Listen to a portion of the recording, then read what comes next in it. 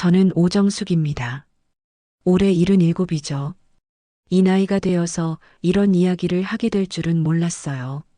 하지만 여러분께 꼭 들려드리고 싶은 이야기가 있습니다. 평생을 남편 뒷바라지하며 살았어요. 시집와서 시어머니 모시고 아이 키우고 남편 뒷바라지하면서 제 인생이라는 건 없었죠. 그저 가족을 위해 살았습니다. 남편 오동석 씨가 세상을 떠난 지도 벌써 5년이 됐어요. 심근경색으로 갑자기 가셨거든요. 그때 정말 하늘이 무너지는 줄 알았습니다. 40년 넘게 함께 살았는데 어느 날 갑자기 혼자가 되니까 어떻게 살아야 할지 모르겠더라고요. 다행히 아들 상민이가 있었어요. 오상민, 올해 51살입니다. 정말 착한 아들이에요. 아버지가 돌아가신 후에 저를 혼자 두지 않고 같이 살자고 했거든요. 며느리 한미정 씨도 처음에는 반대하지 않았고요. 미정이는 45살이에요. 상민이보다 6살 어리죠. 결혼할 때는 참 예쁘고 조용한 아가씨였습니다. 말도 적고 예의도 바른 편이었어요. 물론 저한테 특별히 다정하지는 않았지만 그렇다고 불친절하지도 않았습니다. 손주 지훈이는 올해 19살이에요. 대학교 1학년이죠. 정말 똑똑하고 착한 아이입니다. 할머니인 저를 무척 따라서 어쩔 때는 친손자 같다는 생각이 들기도 해요. 우리 가족은 서울 강서구에 있는 34평 아파트에서 살고 있어요. 상민이가 대출을 끼고 산 집인데 남편이 살아계실 때 보탠 돈도 꽤 됩니다. 그래서 저도 이 집에 대한 권리가 있다고 생각해요. 상민이는 중견 건설회사에서 과장으로 일하고 있어요. 성실하고 책임감 있는 사람이죠. 회사에서도 인정받고 있고 언젠가는 임원까지 될 수 있을 거라고 생각해요. 월급도 꽤 많이 받는 편이고요. 미정이는 결혼 전에 은행에서 일했는데 지훈이 낳고 나서 그만뒀어요. 그때부터 쭉 전업주부로 지내고 있습니다. 가끔 파트타임으로 일할까 생각한다고 하긴 했는데 실제로는 별로 의욕적이지 않아 보였어요. 평소 우리 집 분위기는 그럭저럭 괜찮았어요. 큰 싸움도 없고 그렇다고 특별히 화목한 것도 아니고 그냥 보통의 가정이었죠. 상민이는 일찍 나가서 늦게 들어오고 미정이는 집안일하면서 지내고 지훈이는 학교 다니고 저는 장보고 요리하면서 지냈고요. 그런데 생각해보니 미정이와는 그리 깊은 대화를 나눈 적이 없었어요. 26해를 같이 살면서도 말이죠. 항상 필요한 말만 했어요. 뭘 해먹을지, 언제 어디 갈지, 그런 일상적인 대화뿐이었습니다. 미정이는 제게 존대는 했지만 정이 있는 말투는 아니었어요. 기계적이었달까요? 마치 의무적으로 예의를 지키는 느낌이었습니다. 하지만 며느리니까 그럴 수도 있다고 생각했어요. 가끔 친구들이 며느리가 어떠냐고 물으면 그럭저럭 괜찮다고 대답했어요. 실제로 큰 문제는 없었거든요. 집안일도 제법 하고 상민이한테도 잘해주고 지훈이 교육도 신경 쓰고 하지만 뭔가 아쉬운 게 있긴 했어요. 진짜 가족 같은 느낌은 아니었거든요. 그냥 한 집에 사는 사람 같은 거였어요. 물론 이런 건 시간이 지나면 좋아질 거라고 생각했습니다. 그런데 요 몇 달 전부터 미정이가 조금 달라진 것 같았어요. 외출이 잦아졌거든요. 예전에는 꼭 필요한 일이 아니면 집에 있었는데 요즘은 이유를 대고 자주 나갔어요. 처음에는 별 생각이 없었어요. 혼자 답답하니까 친구도 만나고 쇼핑도 하는구나 싶었죠. 나이 들어서 집에만 있으면 우울해질 수도 있잖아요. 그런데 조금 이상했던 건 화장을 예전보다 진하게 하고 나간다는 거였어요. 옷도 평소보다 신경 써서 입고 말이에요. 집에 있을 때와는 완전히 다른 모습이었습니다. 미정아, 요즘 어디 많이 나가네? 한 번은 넌지시 물어봤어요. 답답해서요. 집에만 있으니까 스트레스 받아서. 미정이가 시큰둥하게 대답했어요. 스트레스라. 우리 집에서 뭐가 그리 스트레스일까 싶었지만 더 묻지는 않았어요. 그날도 평소처럼 장을 보러 나섰습니다. 동네 재래시장까지 가는 길에 요즘 새로 생긴 카페들이 몇 개 있어요. 젊은 사람들이 자주 가는 그런 곳들이죠. 평소에는 그냥 지나치는데 그날은 왜 그랬는지 문득 한 카페 쪽으로 시선이 갔어요. 커피베이라는 간판이 붙어 있는 곳이었는데 통유리로 되어 있어서 안이 다 보였거든요.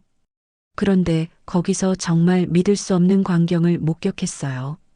창가 자리에 앉아 있는 한미정이 보였습니다. 제 며느리 말이에요. 그런데 혼자가 아니었어요. 맞은편에는 처음 보는 남자가 앉아 있었습니다. 처음에는 정말 눈을 의심했어요. 설마 미정이가? 저만큼 나이가 들면 눈이 침침해지니까 다른 사람을 잘못 본 건 아닐까 싶었거든요. 하지만 자세히 보니 틀림없었어요. 그날 아침에 입고 나간 빨간 블라우스, 목에 걸고 있던 진주 목걸이, 그리고 그 특유의 헤어스타일까지 모든 게 일치했어요. 더 놀라운 건 그들의 모습이었어요. 손을 꼭 잡고 있었거든요. 그것도 연인들이 하는 그런 방식으로 말이에요. 남자가 미정이 손을 두 손으로 감싸고 있고 미정이는 그걸 거부하지 않고 있었어요. 순간 제 가슴이 쿵 내려앉는 것 같았어요. 세상이 빙빙 도는 것 같기도 하고 귀에서는 윙윙거리는 소리가 났어요. 이런 기분은 처음이었거든요. 미정이가 웃고 있었어요. 그런데 집에서는 한 번도 본 적 없는 그런 밝은 웃음이었어요. 고개를 뒤로 젖히면서 환하게 웃고 가끔 손으로 남자의 팔을 살짝 치기도 했습니다. 마치 완전히 다른 사람 같았어요. 우리 집에서의 조용하고 차가운 미정이가 아니라 생기 넘치고 사랑스러운 여자 같았거든요. 그 순간 손에 들고 있던 장바구니가 그대로 바닥에 떨어졌어요. 쿵 소리가 나면서 안에 들어있던 사과 몇 개가 대굴대굴 굴러다녔습니다. 주변 사람들이 괜찮으시냐며 쳐다봤지만 저는 아무것도 보이지 않았어요. 그냥 그 카페 안에 두 사람만 보였거든요. 미정이는 가방에서 뭔가를 꺼내서 남자에게 보여주고 있었어요. 사진인 것 같았는데 남자가 그걸 보더니 미정이 손을 더 꽉 잡더라고요. 그러더니 남자가 뭔가 말하니까 미정이가 고개를 끄덕이면서 환하게 웃었어요. 그리고는 남자 볼에 살짝 뽀뽀하는 거였어요. 제 눈앞이 깜깜해졌습니다. 다리에 힘이 빠져서 그 자리에 주저앉을 뻔했어요. 지나가던 아주머니가 팔을 잡아줘서 겨우 서 있을 수 있었습니다. 아니야, 아니야. 내가 잘못 본 거야. 혼자서 중얼거렸어요. 하지만 마음속으로는 알고 있었거든요. 제가 본 게 맞다는 걸 말이에요. 떨어진 장바구니를 주우면서도 계속 그쪽을 훔쳐봤어요. 두 사람은 여전히 다정하게 대화를 나누고 있었습니다. 미정이가 남자의 넥타이를 만져주기도 하고 남자는 미정이 머리카락을 쓰다듬어 주기도 했어요. 보고 있으면 안 되는 장면을 보고 있다는 생각이 들었어요. 하지만 눈을 뗄 수가 없었거든요. 너무 충격적이었습니다. 그때 미정이가 시계를 보더니 뭔가 말했어요. 아마 시간이 늦었다고 하는 것 같았습니다. 남자가 아쉬운 표정을 지으면서 고개를 끄덕였어요. 두 사람이 일어나려고 하자 저는 급히 그 자리를 떠났어요. 미정이에게 들키면 안 된다는 생각이 들었거든요. 빠른 걸음으로 그곳을 벗어났는데 심장이 터질 것처럼 뛰었어요. 숨도 제대로 쉬어지지 않았습니다. 집까지 오는 내내 머릿속이 하얗게 비워진 듯 했어요.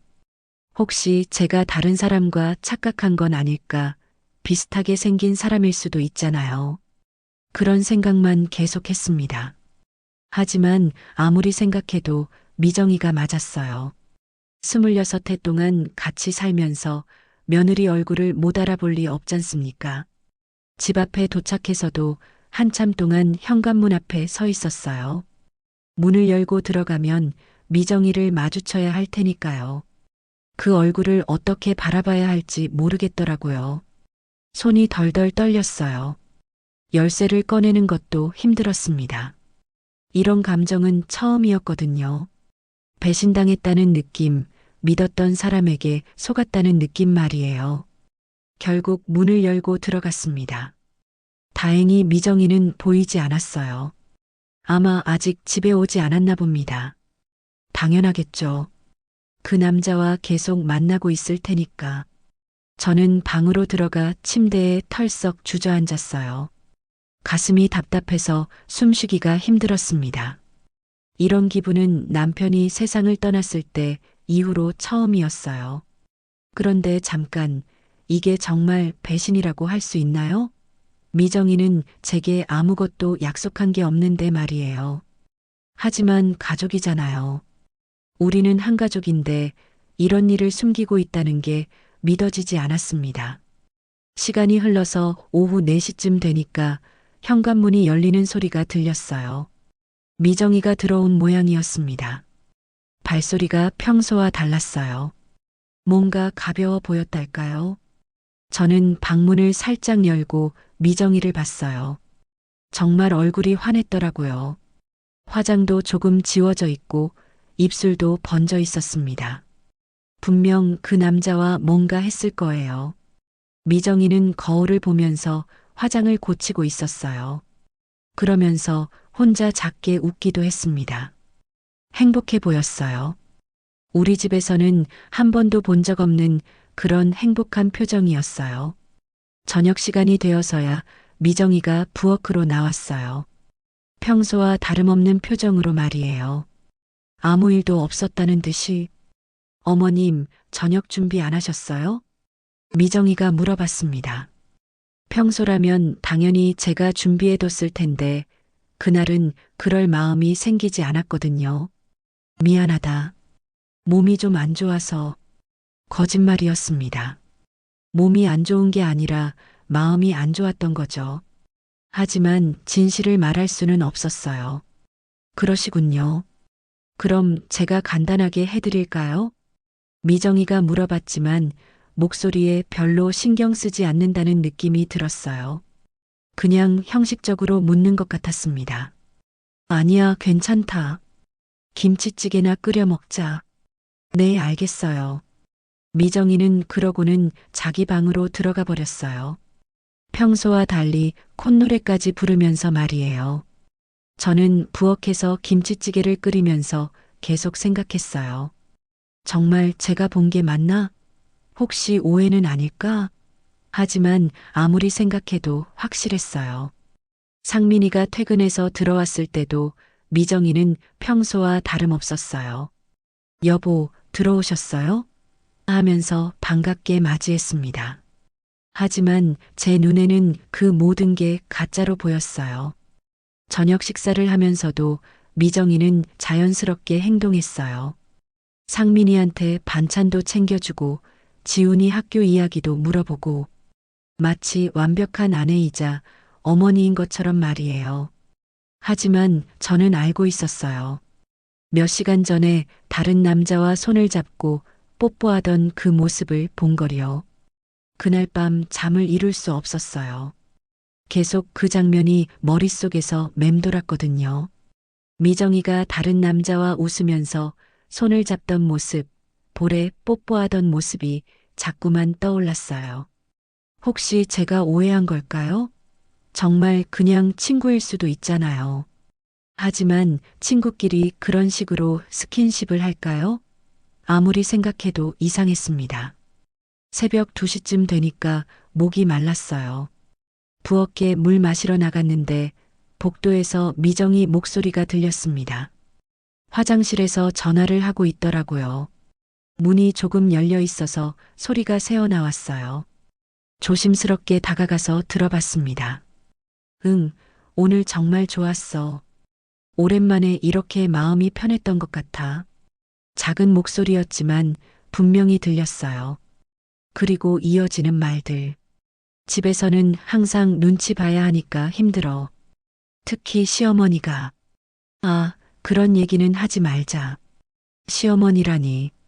저를 그렇게 생각하고 있었나 보네요. 가슴이 아팠어요. 언제 또 만날 수 있어? 내일은 안 돼? 아쉽다. 전화 상대가 뭔가 말하자 미정이가 작게 웃었어요. 그래, 조심해야겠지. 하지만 정말 보고 싶어? 오늘 헤어질 때도 그랬는데 더 이상 들을 수가 없었어요. 제 가슴이 찢어질 것 같았거든요. 조용히 제 방으로 돌아왔습니다. 침대에 누워서도 한참 동안 눈을 감지 못했어요. 이제 확실해졌거든요. 미정이가 정말 다른 남자와 관계를 맺고 있다는 게 말이에요. 그날 밤을 어떻게 보냈는지 기억이 나지 않습니다. 다만 한 가지는 확실했어요. 제가 본 것이 착각이 아니라는 것, 그리고 이 일을 그냥 넘어갈 수는 없다는 것 말이에요. 다음 날 아침에 미정이를 보니까 정말 이상했어요. 어떻게 이렇게 태어날 수가 있을까요? 마치 아무 일도 없었다는 듯이 아침밥을 차리고 있더라고요. 그 순간 저는 깨달았어요. 미정이가 얼마나 뛰어난 연기자인지 말이에요. 26해 동안 저희 가족을 속여왔을 수도 있다는 생각이 들었습니다. 이제 정말 무엇인가 해야 할 때가 온 것 같았어요. 다음 날 아침은 정말 지옥 같았습니다. 거의 1시간도 못 잤는데 억지로 일어나서 아침 준비를 해야 했거든요. 손에 힘이 없어서 젓가락도 제대로 들 수 없을 정도였어요. 미정이와 아침상을 마주하고 앉아 있으려니 목구멍으로 밥이 넘어가지 않더라고요. 어제 본 것이 꿈이었으면 좋겠다는 생각만 계속했습니다. 어머님, 괜찮으세요? 안색이 정말 안 좋아 보이는데요. 미정이가 걱정하는 것처럼 물어봤어요. 하지만 어젯밤 전화 통화를 들은 후로는 그 모든 게 가식적으로만 보였습니다. 그냥 잠을 못 잤네.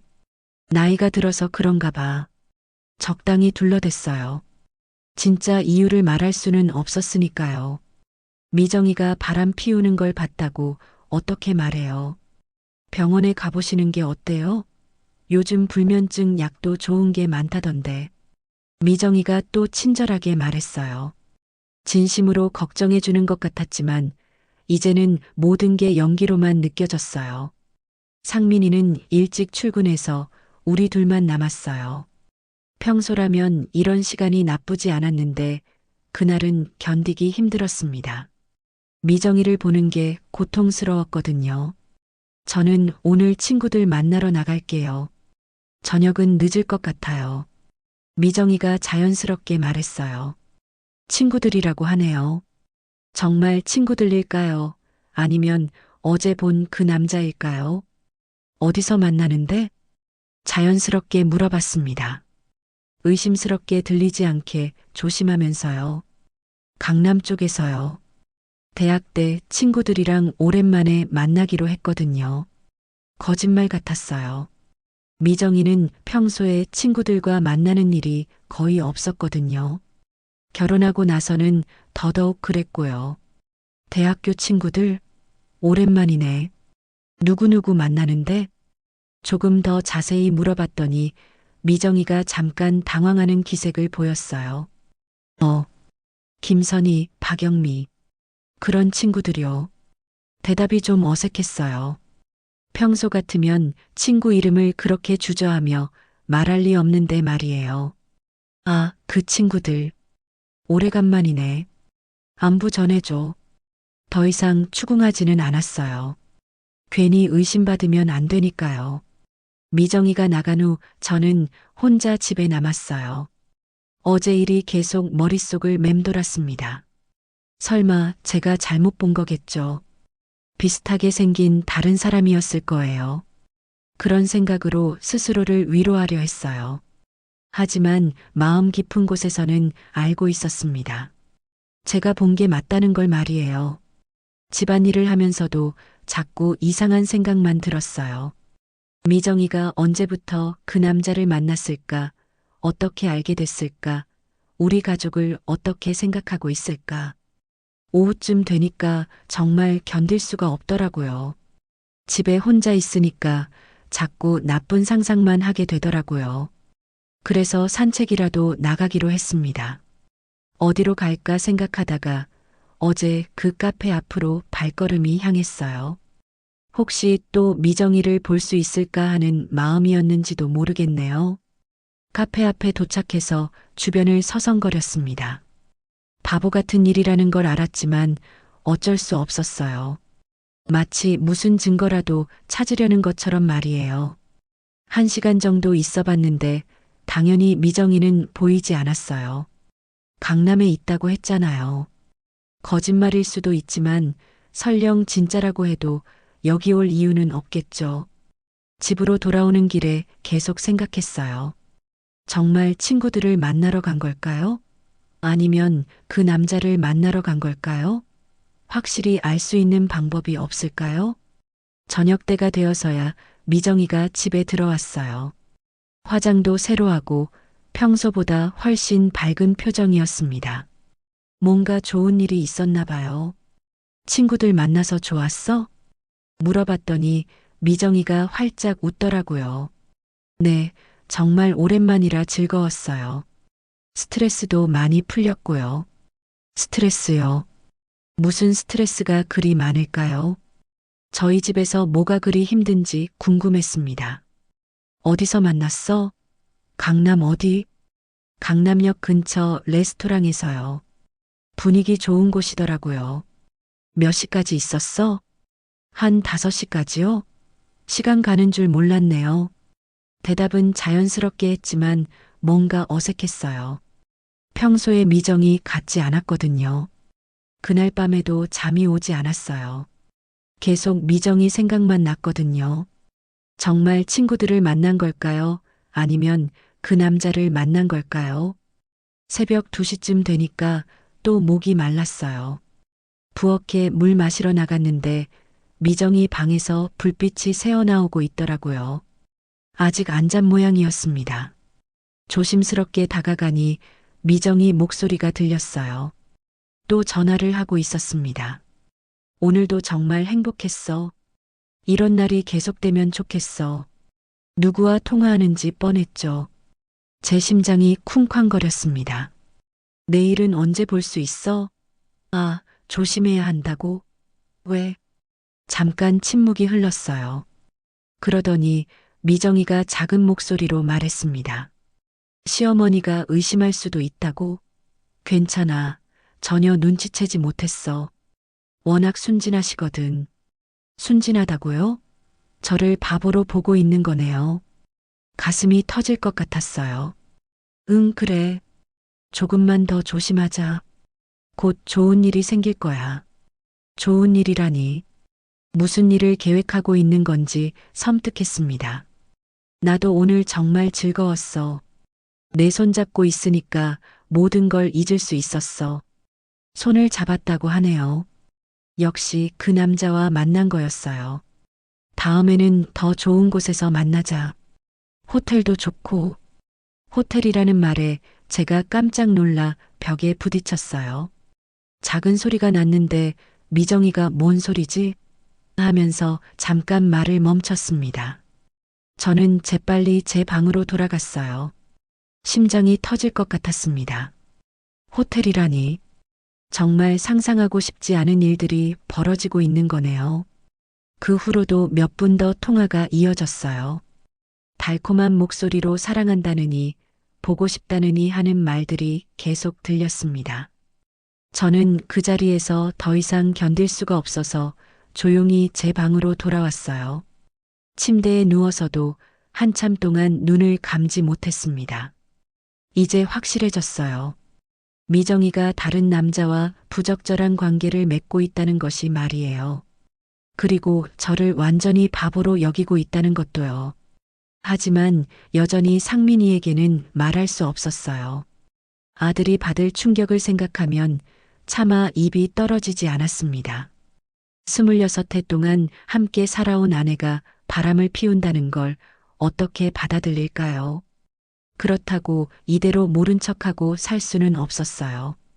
매일 미정이가 거짓말하는 모습을 보면서 그 가식적인 웃음을 견뎌야 한다니까요. 무엇보다 상민이가 불쌍했습니다.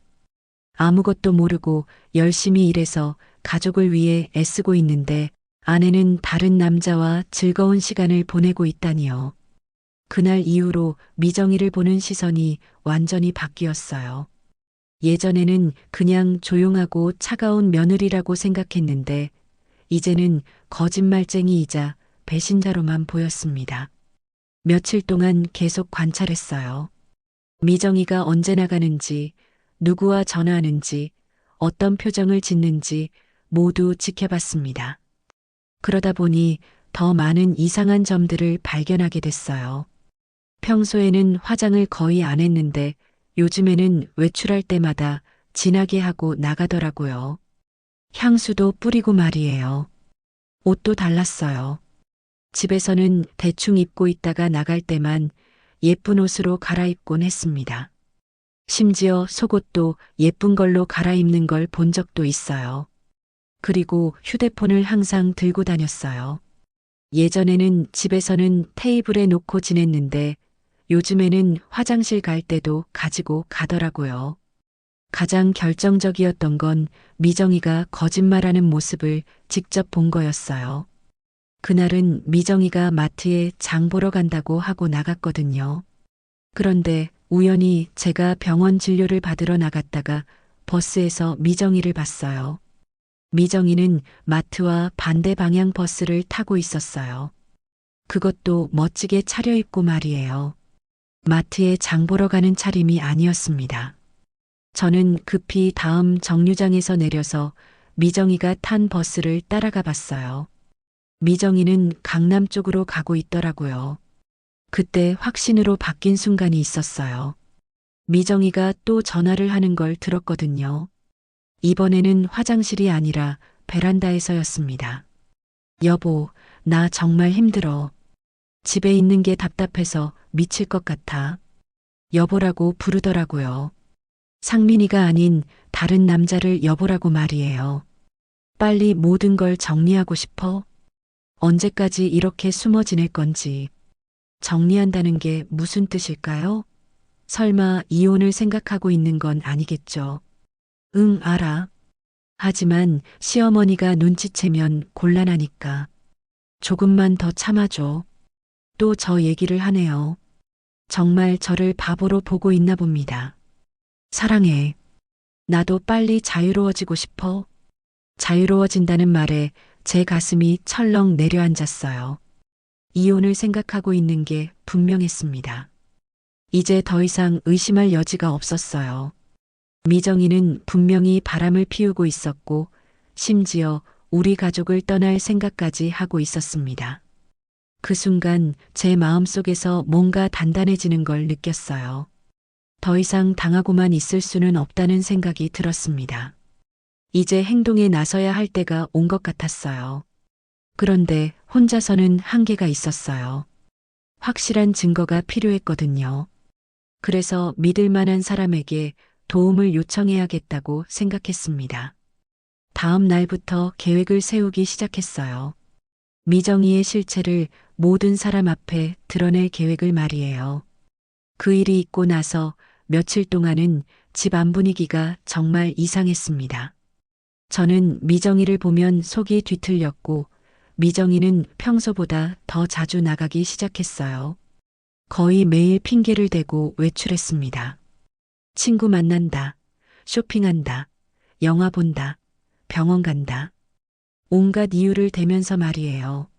심지어 동네 카페에서 책 읽는다는 말도 안 되는 핑계까지 댔어요. 저는 그때마다 속이 타들어갔습니다. 정말 그런 일을 하러 가는 건지 아니면 그 남자를 만나러 가는 건지 뻔히 알면서도 아무것도 할 수 없었거든요.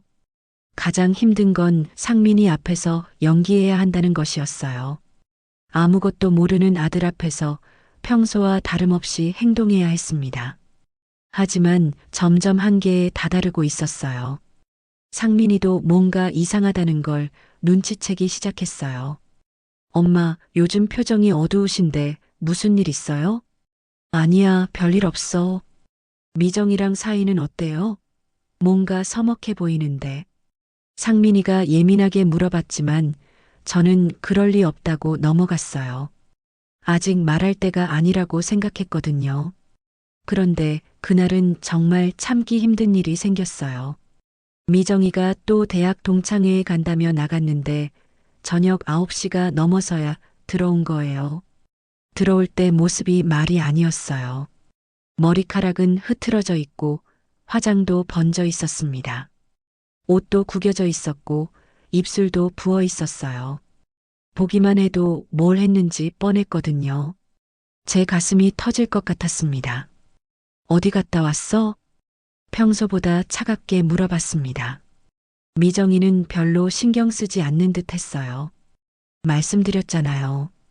동창회 갔다고. 시큰둥한 대답이었습니다. 마치 귀찮다는 듯한 말투였어요. 동창회? 머리가 왜 그렇게 흐트러져 있어? 바람이 많이 불어서요. 거짓말도 그럴듯하게 하더라고요. 요즘 동창회 참석하는 일이 많네. 넌지시 말해봤더니 미정이가 날카롭게 쳐다봤습니다. 그게 뭐 어때서요? 집에만 박혀 있으라고 하시는 거예요? 목소리에 짜증이 섞여 있었어요.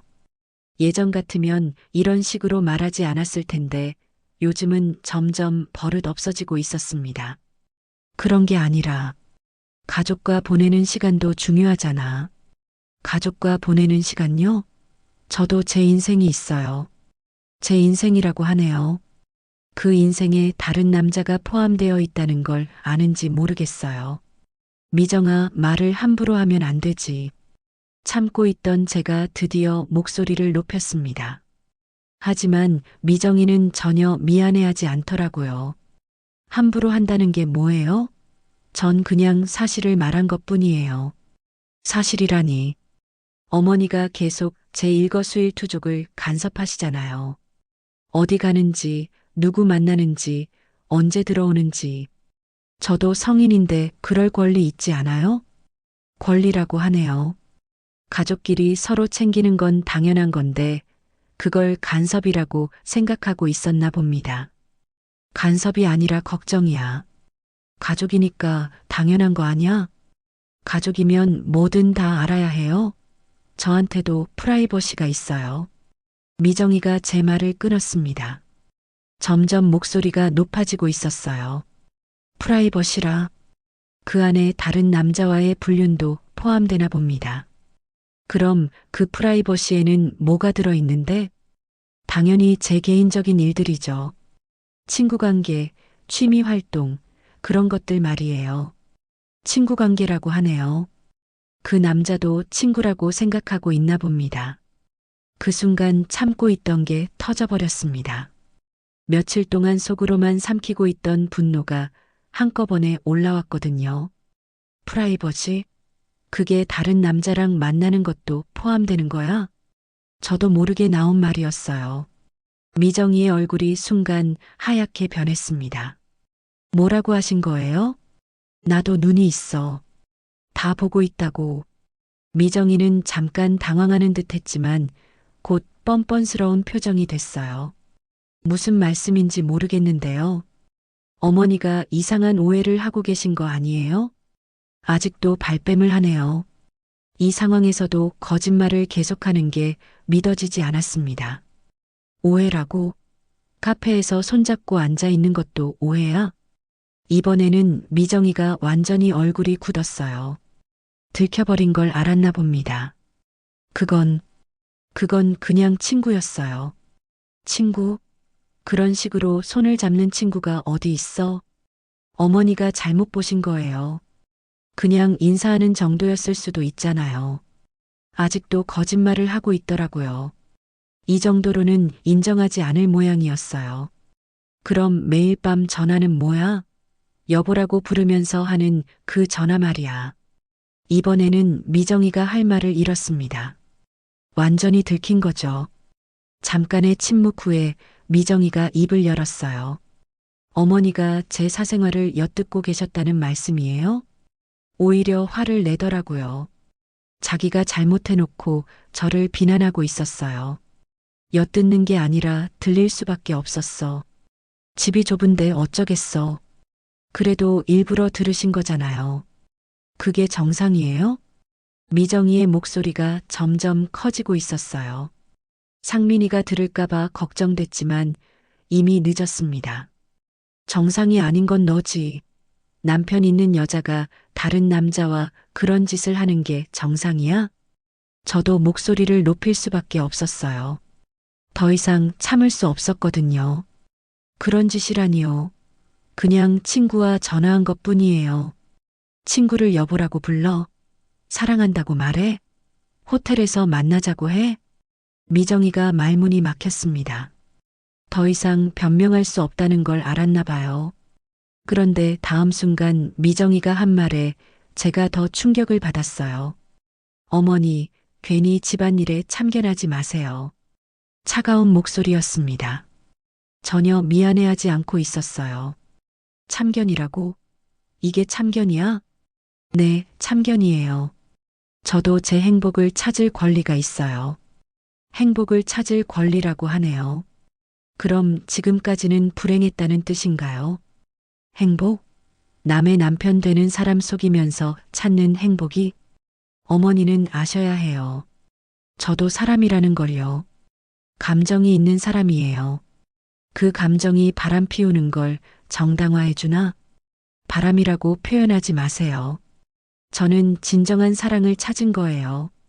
진정한 사랑이라고 하네요. 그럼 상민이와의 결혼은 가짜였다는 건가요? 진정한 사랑? 그럼 상민이는 뭐야? 지훈이는? 그것도 소중하지만 저에게는 다른 것도 필요해요. 미정이의 눈빛이 완전히 차가워져 있었어요. 처음 보는 표정이었습니다. 다른 거?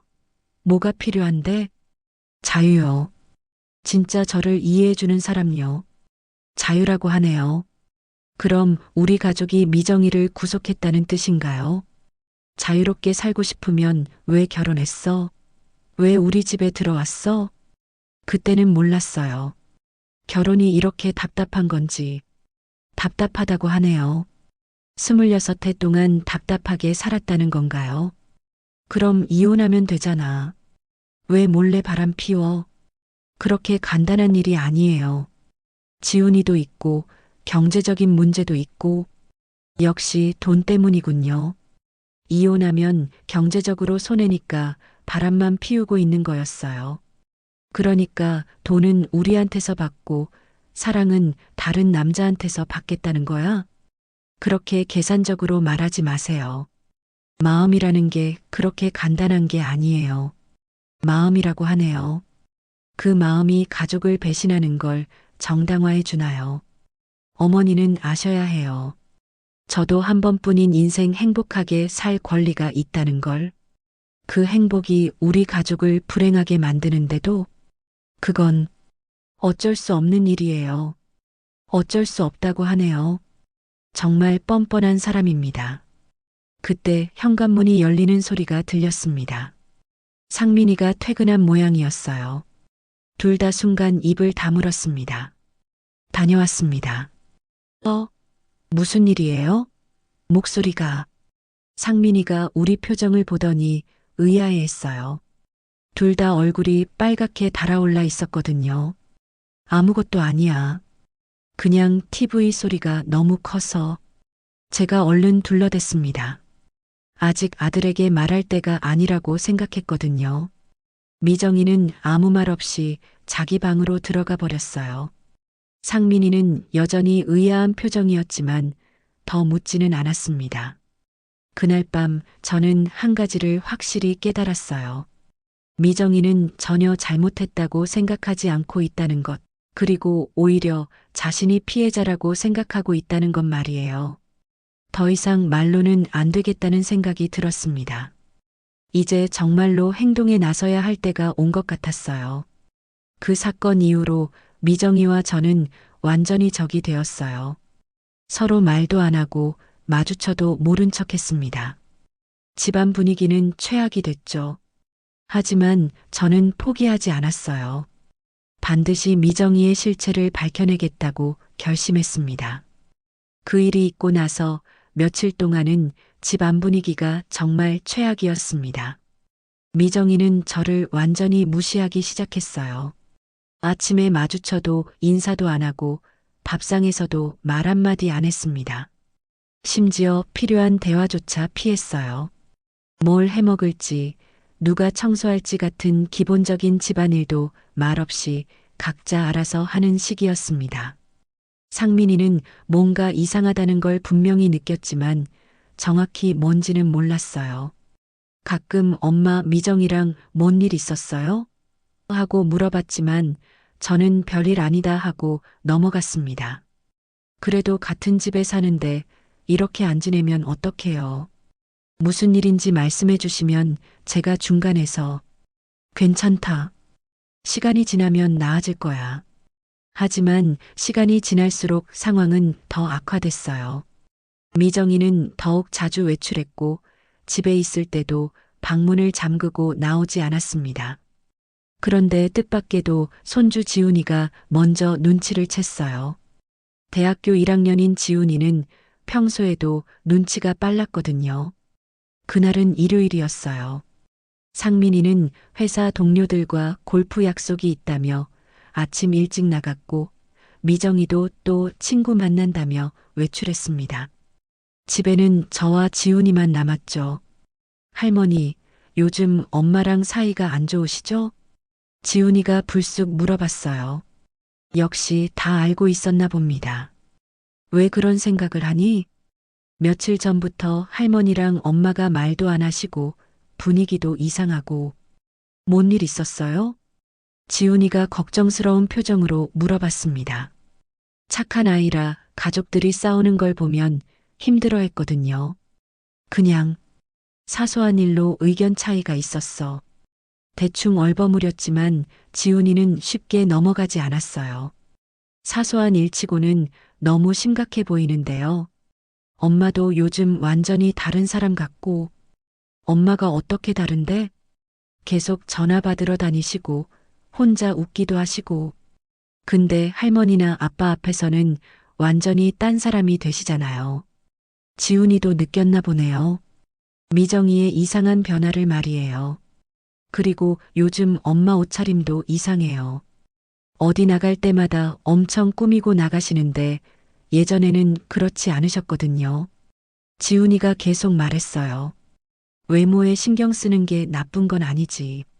그런 게 아니라 뭔가 다른 목적이 있는 것 같아요. 그리고 가끔 전화할 때 목소리가 너무 달라져요. 역시 지훈이도 눈치채고 있었나 봅니다. 그때 테이블 위에서 휴대폰 진동 소리가 들렸어요. 미정이가 휴대폰을 놓고 나간 모양이었습니다. 엄마 전화네. 받아드릴까요? 지훈이가 자연스럽게 물어봤어요. 아니야, 그냥 놔둬. 중요한 거면 다시 걸겠지. 하지만 지훈이는 이미 휴대폰을 들고 있었어요. 그런데 갑자기 지훈이 얼굴이 굳더니 휴대폰 화면을 뚫어져라 쳐다봤습니다. 지훈아, 왜 그래? 할머니, 이거. 지훈이가 휴대폰을 저에게 보여줬어요. 화면에 메시지 알림이 떠 있었습니다. 여보, 오늘 못 만나서 아쉬워. 내일은 꼭 시간 내줘. 사랑해. 보낸 사람 이름은 내 사랑이었어요. 순간 제 가슴이 철렁 내려앉았습니다. 지훈이가 이걸 봤다는 게 더 충격이었어요. 할머니, 이게 뭐예요? 왜 엄마한테 이런 메시지가? 지훈이의 목소리가 떨리고 있었습니다. 아직 19살인데 이런 걸 보게 하다니. 지훈아, 설마 엄마가, 설마 그런 거 아니죠? 지훈이가 제게 확답을 바라는 듯한 눈빛으로 쳐다봤어요. 하지만 저는 아무 말도 할 수 없었습니다. 그때 또 메시지가 왔어요. 지훈이가 그걸 보더니 얼굴이 더욱 창백해졌어요. 회사 회식이라고 하고 나왔는데 못 보내. 다음엔 미리 말해줘. 지훈이가 그걸 보더니 완전히 멘붕 상태가 됐어요. 할머니, 엄마가 정말, 지훈아, 일단 휴대폰 내려놔. 제가 얼른 말했지만 지훈이는 멍한 표정으로 계속 화면을 쳐다보고 있더라고요. 그러더니 갑자기 눈물이 주르륵 흘러내렸어요. 할머니, 어떡해요? 아빠가 알면 큰일 날 거예요. 지훈이가 울먹이며 말했습니다. 아직 어린 나이에 이런 걸 알게 되다니 너무 안쓰러웠어요. 지훈아, 울지 마. 할머니가 다 해결할게. 어떻게 해결해요? 엄마가 다른 사람이랑. 이런 건 처음 봐요. 지훈이는 계속 울고 있었어요. 평생 믿고 있던 엄마가 그런 사람이라는 걸 받아들이기 힘들었나 봅니다. 할머니는 진작에 알고 계셨어요? 그래. 며칠 전에 알게 됐어. 그래서 엄마랑 싸우신 거예요? 응. 지훈이가 고개를 끄덕였습니다. 이제 모든 걸 이해한 것 같았어요. 할머니, 엄마가 왜 이런 걸까요? 아빠한테 불만이 있었나요? 할머니도 모르겠다. 아빠는 정말 열심히 살고 있는데, 실제로 상민이는 가족을 위해 정말 열심히 살고 있었어요. 회사에서도 인정받고, 집에서도 좋은 남편이고 아버지였습니다. 미정이에게 부족함이 없게 해주려고 애썼는데 말이에요. 아빠는 정말 착하신데, 왜 엄마가 이런 걸 할까요? 사람 마음이라는 게 복잡한 거야. 하지만 그래도 가족을 배신하면 안 되는 거지. 지훈이가 또 다른 메시지를 봤어요. 이번에는 더 충격적인 내용이었습니다. 할머니, 이거 봐요. 이제 얼마 안 남았어. 조금만 더 참아줘. 곧 자유로워질 수 있을 거야. 자유로워진다는 게 무슨 뜻인지 뻔했죠. 이혼을 생각하고 있다는 뜻이었습니다. 할머니, 엄마가 집을 나가려는 것 같아요. 지훈이의 목소리가 더 떨리고 있었어요. 그런 것 같네. 그럼 저는 어떻게 돼요? 아빠는? 할머니는? 지훈이가 불안해했습니다. 가족이 해체될 수도 있다는 생각에 무서워하고 있었어요. 걱정하지 마. 할머니가 가만두지 않을 거야. 그 순간 제 마음속에서 뭔가 확고하게 결정됐습니다. 더 이상 참고 있을 수는 없었어요. 지훈이까지 이렇게 힘들어하는데 가만히 있을 수 없었습니다.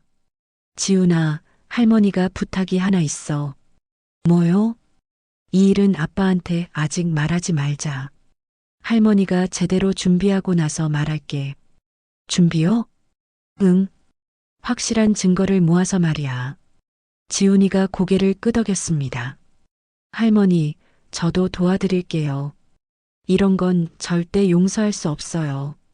지훈이의 눈빛이 달라져 있었어요. 엄마에 대한 실망과 분노가 섞여 있었습니다. 고마워. 하지만 너무 무리하지는 마.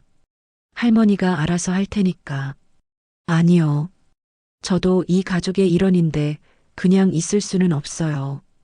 지훈이가 의연하게 말했어요. 순간 어른 같다는 생각이 들었습니다. 그런데 할머니, 엄마가 언제부터 이런 일을 했을까요? 정확히는 모르겠지만 몇 달 된 것 같아. 몇 달이나요? 그럼 저희를 몇 달 동안 속인 거네요.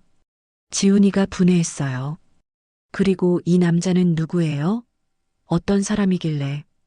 그것도 알아봐야 해. 정체를 파악해야 대처할 수 있을 테니까.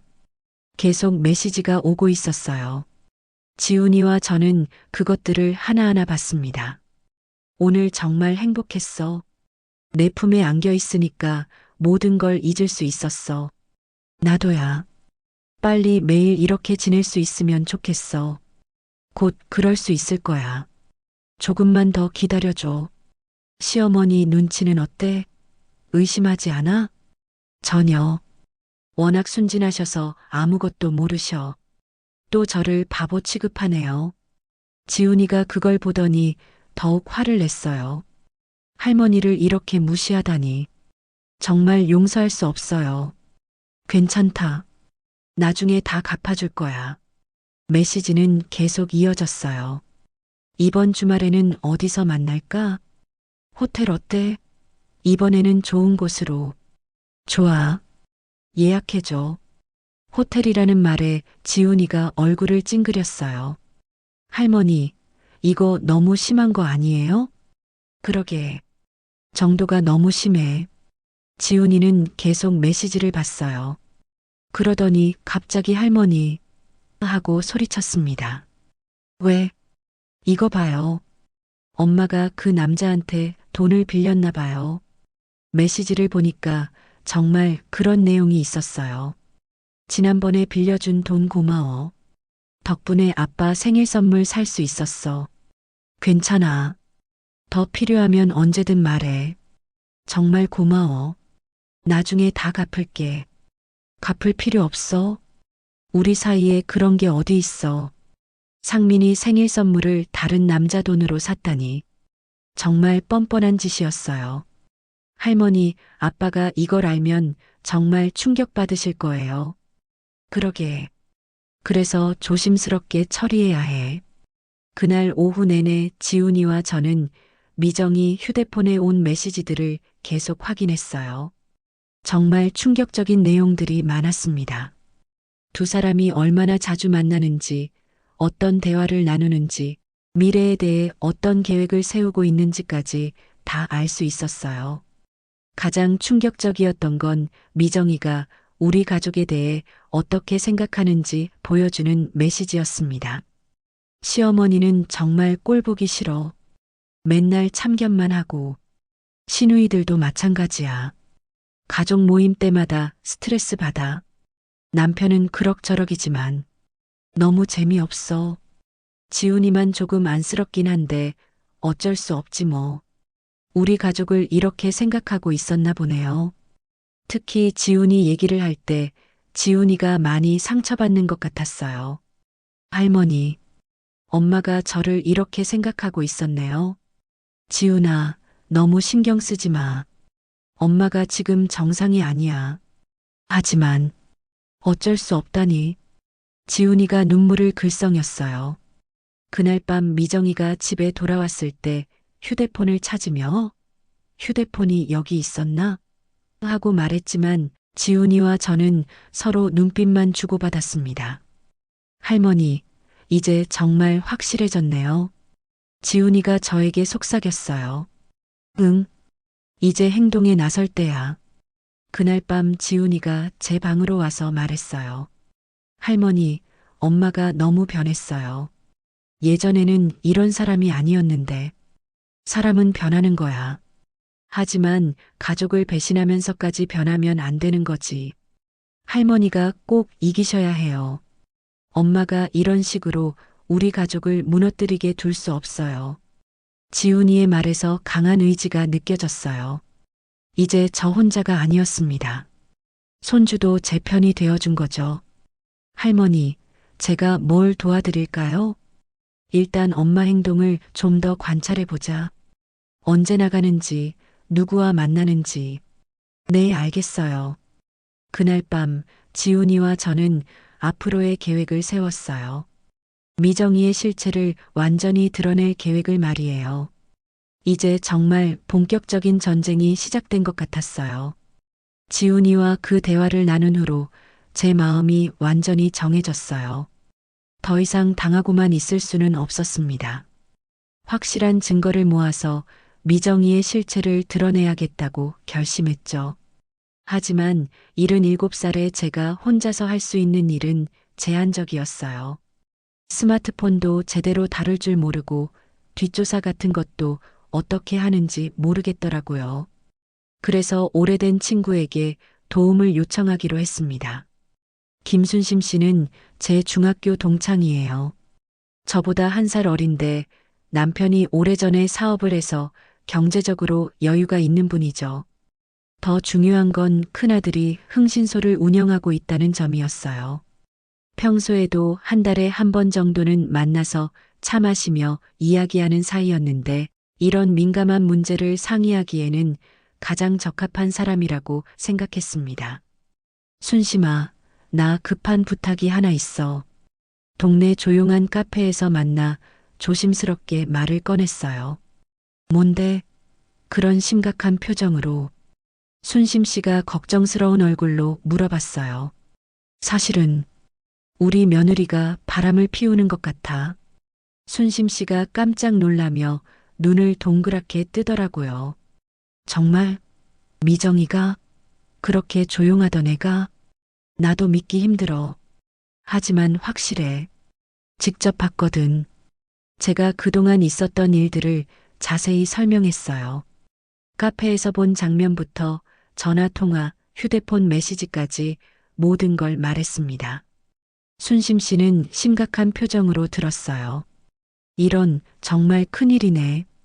상민이는 알고 있어? 아직 몰라. 어떻게 말해야 할지. 당연히 말해야지. 하지만 확실한 증거가 있어야 해.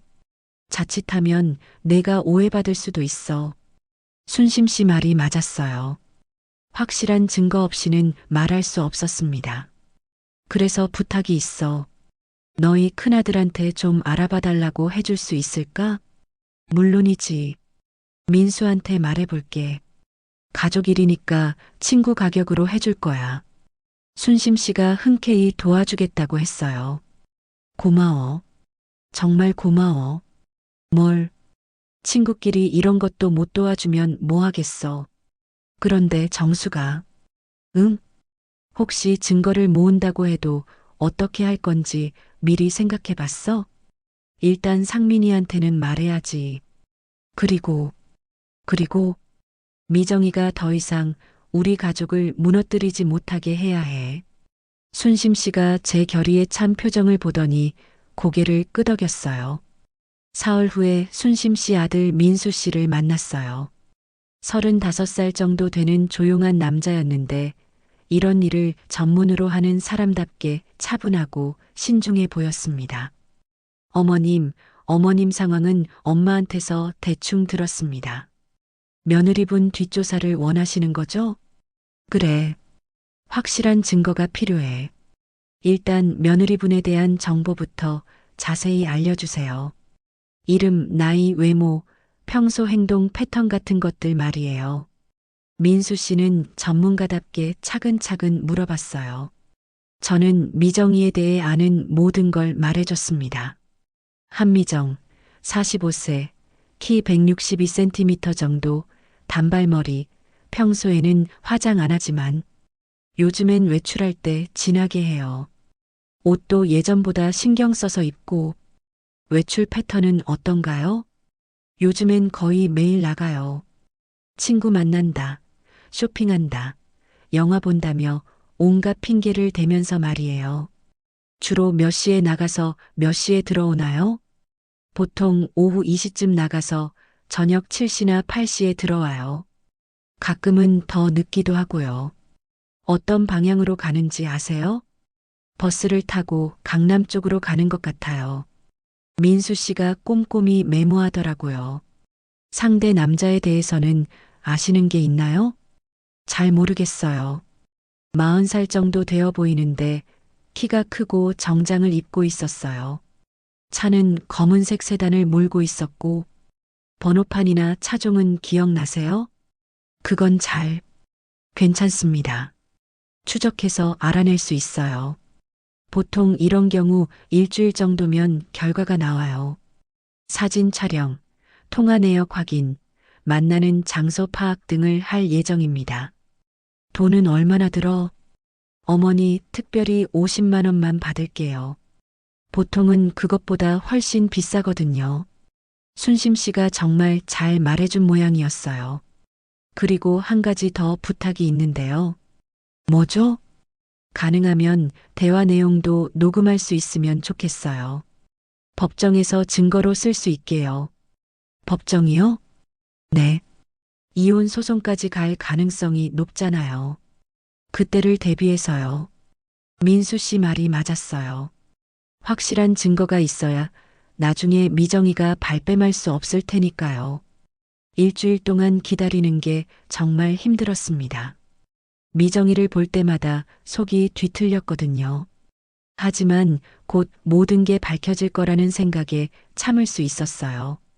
그 사이에 지훈이가 많은 도움을 줬어요. 미정이가 언제 나가는지, 어떤 옷을 입고 가는지, 언제 들어오는지 모두 기록해줬습니다.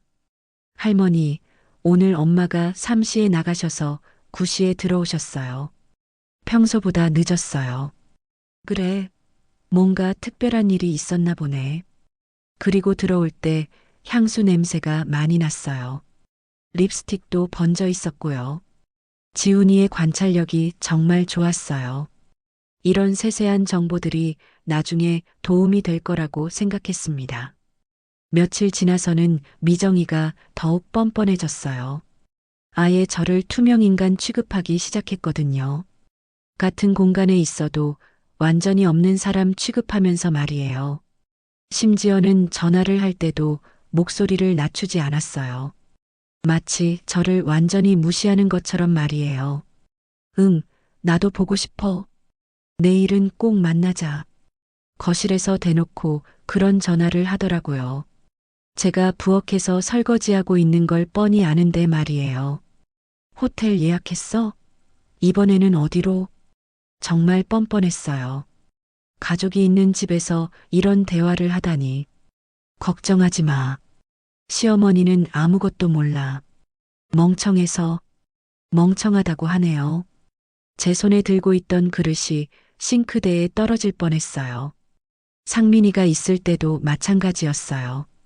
상민이 앞에서는 완벽한 연기를 했지만 저에게는 대놓고 적대감을 드러냈습니다. 어머님, 제 개인 물건 함부로 만지지 마세요. 화장대 위를 정리하다가 미정이 화장품을 만졌더니 그렇게 말하더라고요. 정리해 주려고 한 거야. 정리는 제가 할게요. 남의 물건 함부로 만지는 거 좋지 않아요. 남의 물건이라고 하네요. 한 집에 사는 가족인데 남이라고 생각하고 있나 봅니다. 지훈이도 그런 모습들을 다 지켜보고 있었어요. 할머니, 엄마가 왜 저렇게 대해요? 자기가 들킨 걸 알고 있으니까 화가 나나 봐. 하지만 너무 심해요. 할머니가 뭘 잘못했다고. 지훈이가 저를 감싸주는 게 고마웠지만 한편으로는 이런 모습을 보여주게 되어서 미안했어요. 드디어 일주일이 지났어요. 민수 씨에게서 연락이 왔습니다. 어머님, 조사가 끝났습니다. 내일 오후에 만나서 결과를 알려드릴게요. 그런데 뭐? 예상보다 심각한 상황이에요. 마음의 준비를 하시는 게 좋겠습니다. 민수 씨의 목소리가 무거웠어요. 뭔가 큰일이 있나 봅니다. 다음 날 순심 씨와 함께 민수 씨 사무실로 갔어요.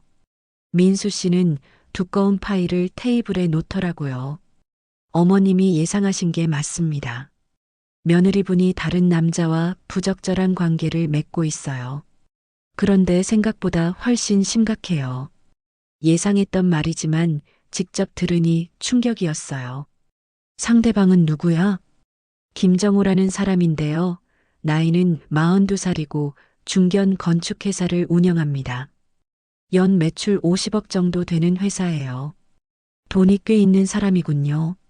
이혼한 지 2년 됐고 아이는 전 부인이 키우고 있습니다. 강남에 오피스텔도 하나 갖고 있고요. 파일에는 그 남자 사진도 있었어요.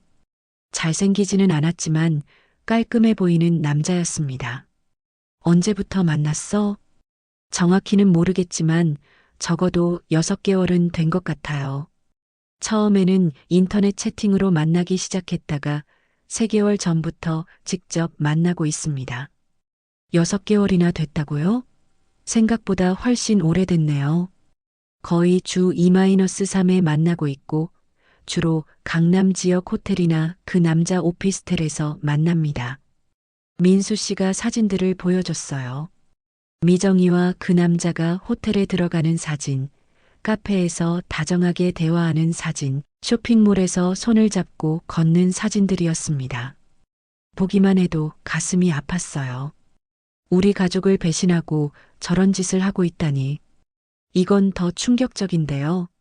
민수 씨가 또 다른 사진을 보여줬어요. 미정이가 그 남자와 함께 보석 가게에서 목걸이를 고르는 사진이었습니다.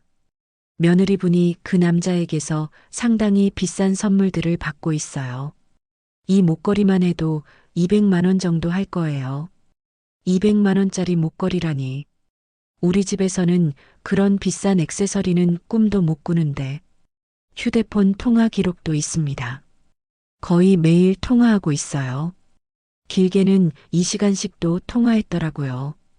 통화 기록을 보니까 정말 매일같이 그 남자와 통화했더라고요.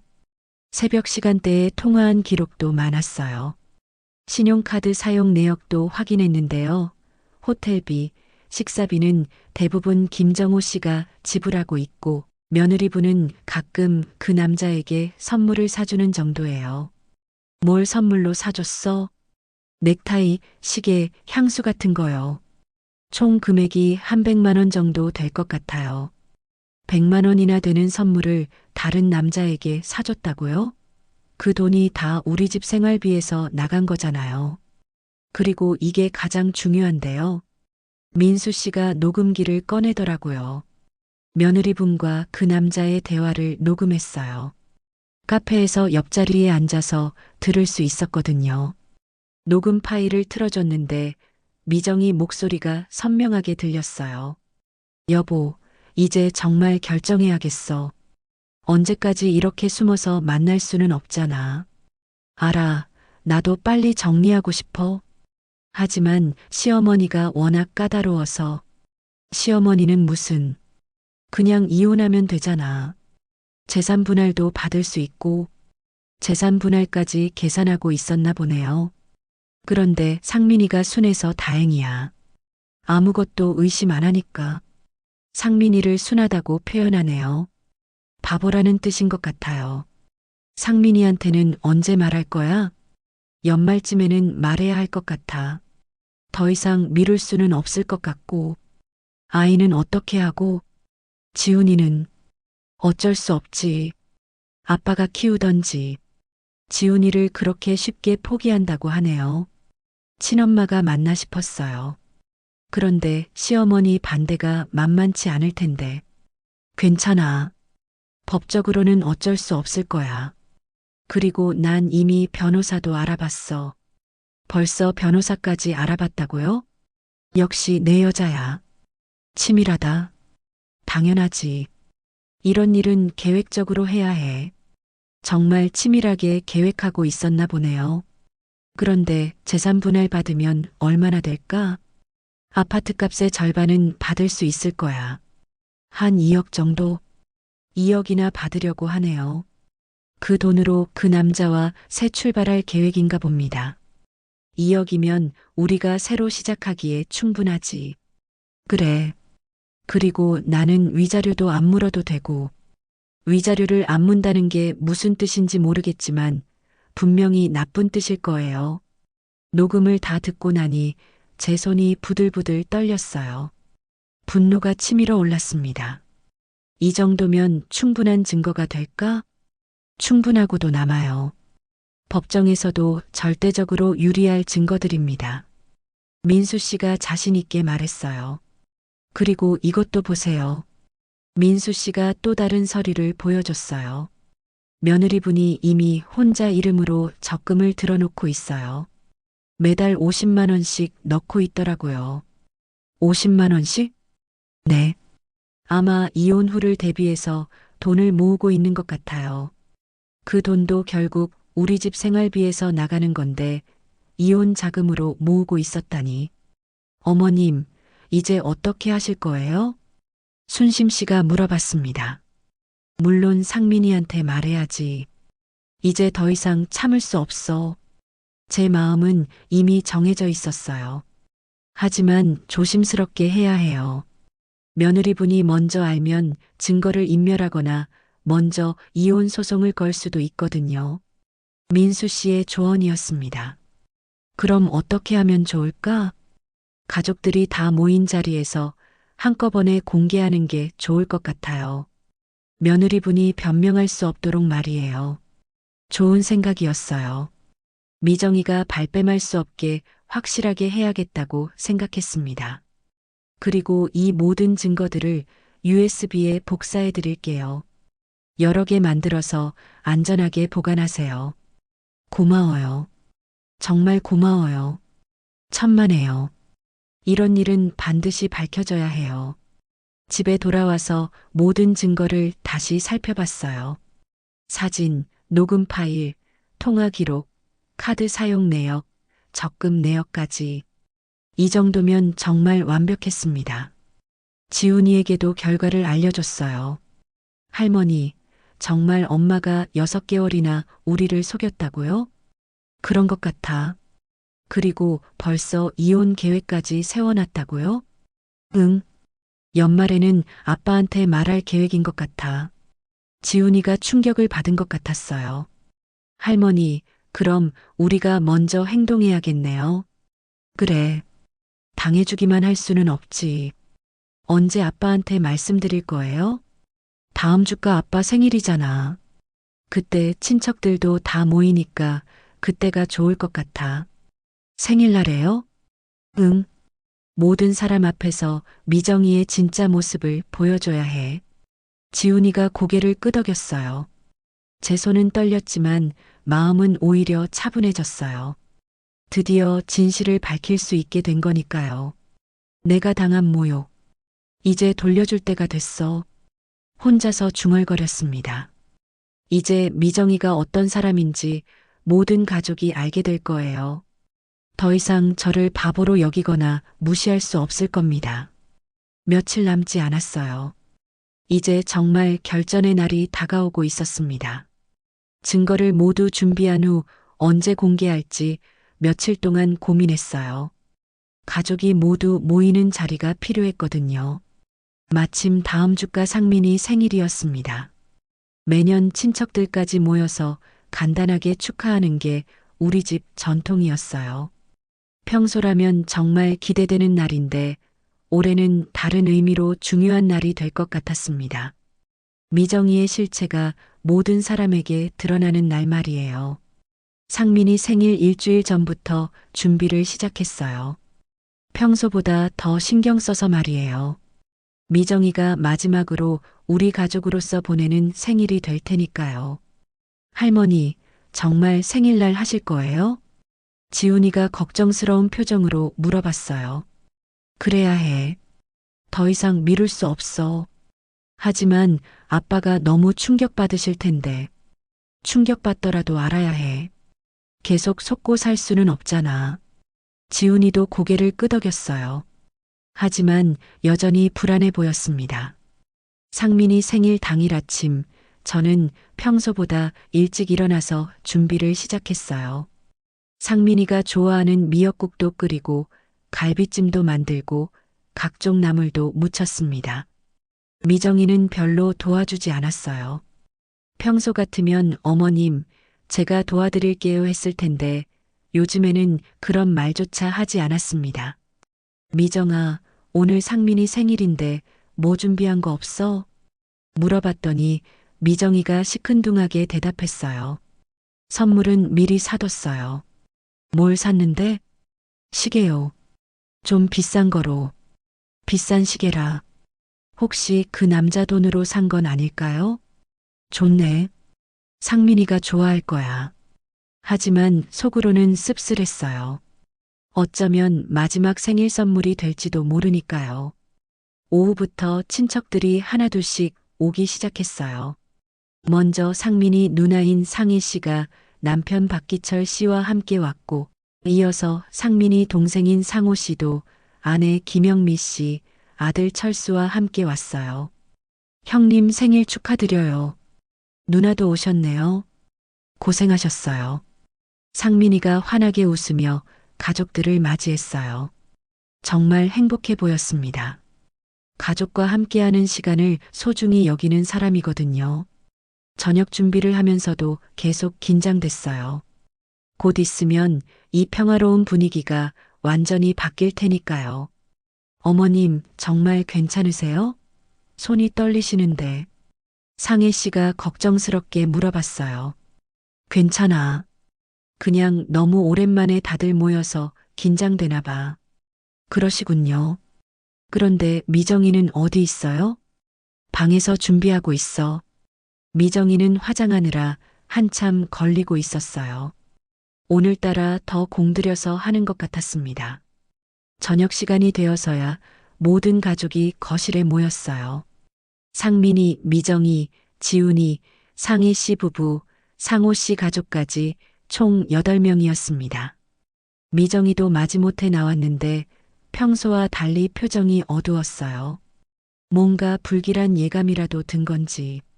테이블에는 제가 정성껏 준비한 음식들이 가득했어요.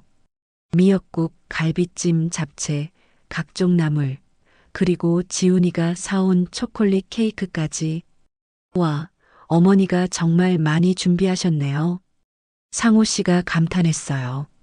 상민이 생일인데 당연하지. 촛불을 켜고 생일 축하 노래를 불렀어요. 상민이는 정말 행복해 보였습니다. 소원 빌어요, 형님. 상호 씨가 재촉했어요. 상민이는 잠깐 눈을 감더니 촛불을 후 불어 껐습니다. 무슨 소원 빌었어요? 상혜 씨가 물어봤어요. 가족이 건강하고 행복했으면 좋겠다고. 순간 제 가슴이 아팠어요. 이 순진한 아들은 아무것도 모르고 있는데 곧 큰 충격을 받을 텐데. 케이크를 나누어 먹으며 담소를 나눴어요. 상민이는 회사 이야기를, 상혜 씨는 아이들 교육 이야기를, 상호 씨는 사업 이야기를 했습니다. 정말 화목한 가족 모습이었어요. 미정이만 유독 말이 없었어요. 가끔 대답은 했지만 평소보다 훨씬 조용했습니다. 식사를 마치고 분위기가 무르익었을 때 드디어 제가 입을 열었습니다. 다들 잘 먹었지? 그런데 할 말이 있어. 갑자기 진지해진 제 목소리에 모두가 주목했어요. 오늘이 상민이 생일이라 말하기 좀 그렇지만 더 이상 숨길 수는 없을 것 같아. 엄마, 무슨 말씀이세요? 상민이가 의아한 표정으로 물어봤어요. 미정이의 얼굴이 굳어지는 게 보였습니다. 미정이에 대한 이야기야. 제가 미정이를 똑바로 쳐다보며 말했어요. 미정이가 불안한 듯 몸을 움직였습니다. 저에 대해서 무슨 말씀을? 내가 다른 남자와 만나고 있다는 얘기야. 순간 거실이 조용해졌어요. 상민이는 무슨 말인지 이해하지 못하는 듯 했고 친척들은 놀란 표정이었습니다. 어머니, 갑자기 무슨 말씀을 하시는 거예요? 미정이가 당황하며 말했어요. 갑작스럽긴 무슨. 난 다 알고 있어. 저는 미리 준비해둔 파일을 꺼냈어요. 상민이와 친척들이 놀란 표정으로 쳐다봤습니다. 엄마, 그게 뭐예요? 이게 내가 며느리라고 부르는 자의 진짜 모습이다. 첫 번째 사진을 테이블에 놓았어요. 미정이와 김정호가 카페에서 손을 잡고 있는 사진이었습니다. 상민이의 얼굴이 창백해졌어요. 이게 뭡니까? 내 아내가 다른 남자와 만나는 모습이야. 두 번째, 세 번째 사진을 계속 내밀었어요.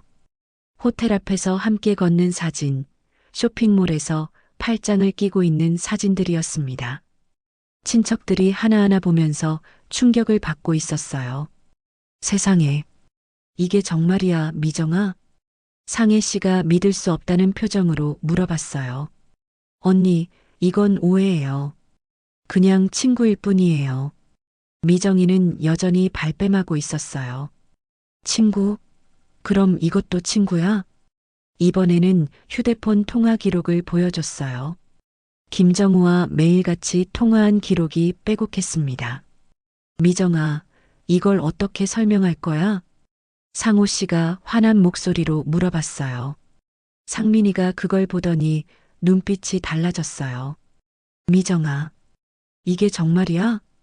여보, 이건 정말 오해야. 그냥 친구랑 통화한 거라고. 친구를 매일 2시간씩 통화해? 새벽에도? 상민이의 목소리가 떨리고 있었어요. 그리고 이것도 들어봐. 저는 녹음 파일을 틀었어요. 미정이가 김정우와 나눈 대화가 거실에 울려 퍼졌습니다. 여보, 이제 정말 결정해야겠어. 시어머니는 무슨. 그냥 이혼하면 되잖아. 재산 분할도 받을 수 있고 녹음을 들으며 모든 사람의 표정이 점점 굳어갔어요. 상민이는 머리를 감싸 쥐고 있었고 친척들은 분노한 표정이었습니다. 미정이는 완전히 얼어붙은 상태였어요. 더 이상 변명할 수 없다는 걸 알았나 봅니다. 미정아, 정말이냐? 상민이가 간신히 입을 열었어요. 목소리가 갈라져 있었습니다. 여보, 이건 정말이냐고 묻잖아. 상민이가 처음으로 목소리를 높였어요. 그동안 본 적 없는 모습이었습니다. 미안해. 미정이가 한참 동안 말이 없다가 고개를 떨구며 작은 목소리로 말했습니다. 그 한마디로 모든 게 확인됐어요. 거실이 쥐죽은 듯 조용해졌습니다. 26해야. 26해 동안 함께 살았는데 상민이가 중얼거렸어요. 믿기 힘들다는 듯한 목소리였습니다. 언제부터였어? 여보, 언제부터냐고 묻잖아.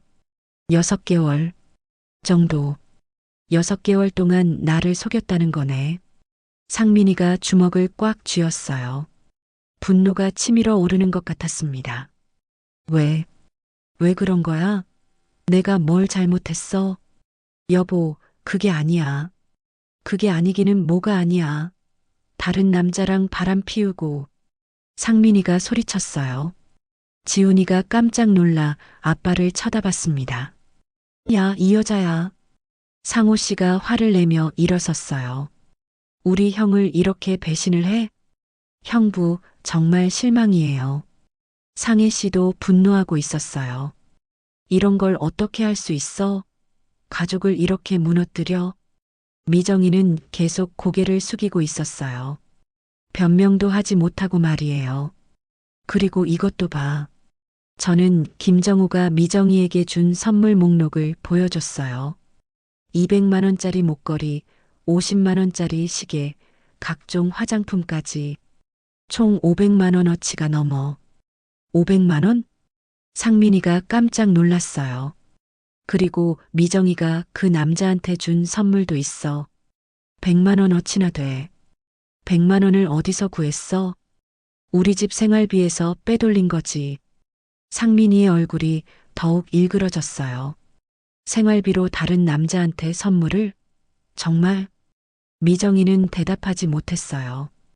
그리고 이건 더 가관이야. 저는 적금 통장 사본을 보여줬어요. 매달 50만 원씩 적금을 넣고 있더라. 이혼 후를 대비해서 말이야.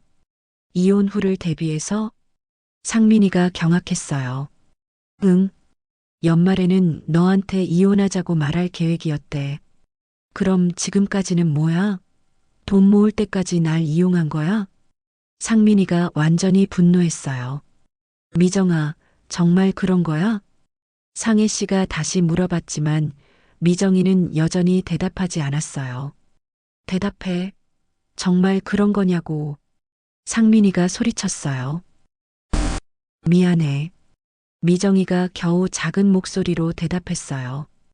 그 순간 상민이가 일어나더니 벽을 주먹으로 쳤어요.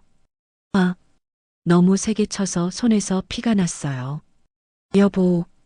미정이가 놀라서 일어났지만 상민이가 손을 뿌리쳤어요. 건드리지 마. 형님. 상호 씨가 상민이를 붙잡았어요. 진정하세요. 손 다쳤잖아요. 어떻게 진정해. 26해를 이렇게 속였는데. 상민이가 울먹이며 말했어요. 그때 지훈이가 일어나더니 엄마 앞에 섰어요. 엄마, 정말 실망이에요. 지훈이의 목소리도 떨리고 있었어요. 지훈아, 어떻게 이런 걸 할 수 있어요? 우리가 뭘 잘못했다고. 지훈이가 눈물을 흘리기 시작했어요. 아들아, 미안해. 미안하면 다 돼요? 아빠가 얼마나 힘들게 일하시는데. 지훈이가 울면서 말했어요. 그 광경을 보니 제 가슴도 아팠어요. 하지만 이렇게라도 진실을 밝혀야 했습니다. 미정아. 제가 미정이를 불렀어요. 네. 마지막으로 한 가지만 물어볼게. 후회하니? 미정이가 잠깐 생각하더니 고개를 들었어요. 저도 행복하고 싶었어요. 행복? 네. 저도 사랑받고 싶었고 자유롭고 싶었어요. 아직도 자신을 정당화하고 있네요. 그 행복이 우리 가족을 불행하게 만드는데도 그건 어쩔 수 없었어요. 어쩔 수 없었다고 상민이가 다시 소리쳤어요. 그럼 처음부터 결혼을 안 하지 그랬어. 여보, 그때는 몰랐어요. 뭘 몰랐어? 결혼이 뭔지 몰랐어? 더 이상 대화가 불가능했어요. 미정이는 끝까지 자신의 잘못을 인정하지 않고 있었습니다. 됐어. 상민이가 지친 목소리로 말했어요. 이혼하자. 더 이상 같이 살 수 없어. 여보, 이혼하자고. 상민이가 단호하게 말했어요. 그날 밤은 정말 길었어요. 친척들이 돌아간 후에도 집안은 쥐죽은 듯 조용했습니다. 상민이는 술을 마시며 혼자 앉아 있었고 지훈이는 방에서 나오지 않았어요. 미정이는 자기 방에서 계속 울고 있었습니다. 하지만 저는 전혀 동정하지 않았어요. 자업자득이었으니까요. 드디어 진실이 드러났어요. 이제 미정이는 더 이상 저를 무시하거나 함부로 대할 수 없을 겁니다. 모든 사람이 진실을 알게 됐으니까요. 그날 이후로 집안 분위기는 완전히 바뀌었어요. 상민이는 며칠 동안 회사도 가지 않고 집에만 있으면서 술만 마셨습니다. 제가 뭘 해드려도 거의 드시지 않더라고요. 아들아, 밥 좀 먹어. 이러면 몸만 상해. 엄마, 입맛이 없어요. 어떻게 밥이 들어가요? 상민이의 목소리에는 힘이 하나도 없었어요. 26회 결혼 생활이 한순간에 무너진 충격이 얼마나 클까요? 미정이는 자기 방에서 거의 나오지 않았어요. 나와도 고개를 숙이고 있었고 말도 거의 하지 않았습니다. 예전에 당당했던 모습은 온데간데 없었죠. 지훈이가 가장 힘들어했어요. 아직 어린 나이에 이런 일을 겪게 되다니. 학교에서도 집중을 못한다고 했어요. 할머니, 앞으로 어떻게 되는 거예요? 지훈이가 걱정스러운 표정으로 물어봤어요. 아빠가 결정할 일이야. 할머니가 정할 수는 없어. 하지만 제 마음속으로는 이미 정해져 있었어요. 미정이는 이 집에서 나가야 한다고 말이에요. 사흘째 되는 날 상민이가 드디어 결심을 굳혔나 봅니다. 변호사 사무실에 전화를 걸더라고요. 네, 이혼 상담을 받고 싶습니다. 언제 시간 되세요? 제가 순심 씨를 통해 소개받은 변호사였어요. 이혼 전문 변호사로 유명한 분이었습니다. 엄마, 이혼 수속을 밟으려고 해요. 상민이가 저에게 말했어요. 그래야겠다. 더 이상 함께 살 수는 없지. 미정이가 자기 친정으로 가겠다고 해요. 일단 별거부터 시작할 거예요. 상민이의 목소리에는 여전히 힘이 없었어요. 그날 오후에 미정이 친정 식구들이 찾아왔어요. 미정이 어머니 박분순 씨와 오빠 한민철 씨였습니다. 둘 다 굳은 표정이었어요. 상민아, 정말 미안하다. 우리 딸이 이런 일을 하다니. 분순 씨가 고개를 숙이며 사과했어요. 하지만 진심인지 의심스러웠습니다. 어머니, 사과로 해결될 일이 아니에요. 상민이가 차갑게 대답했어요. 그래도 한 번만 용서해주면 안 될까?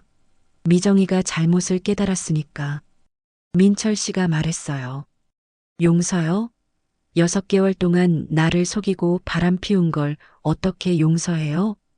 그래도 지훈이 생각해서 지훈이를 생각한다면 더더욱 이혼해야죠.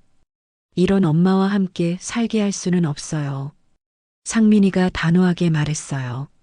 제가 키운 아들답게 올바른 판단을 하고 있었습니다. 그리고 재산 분할이나 위자료는 기대하지 마세요.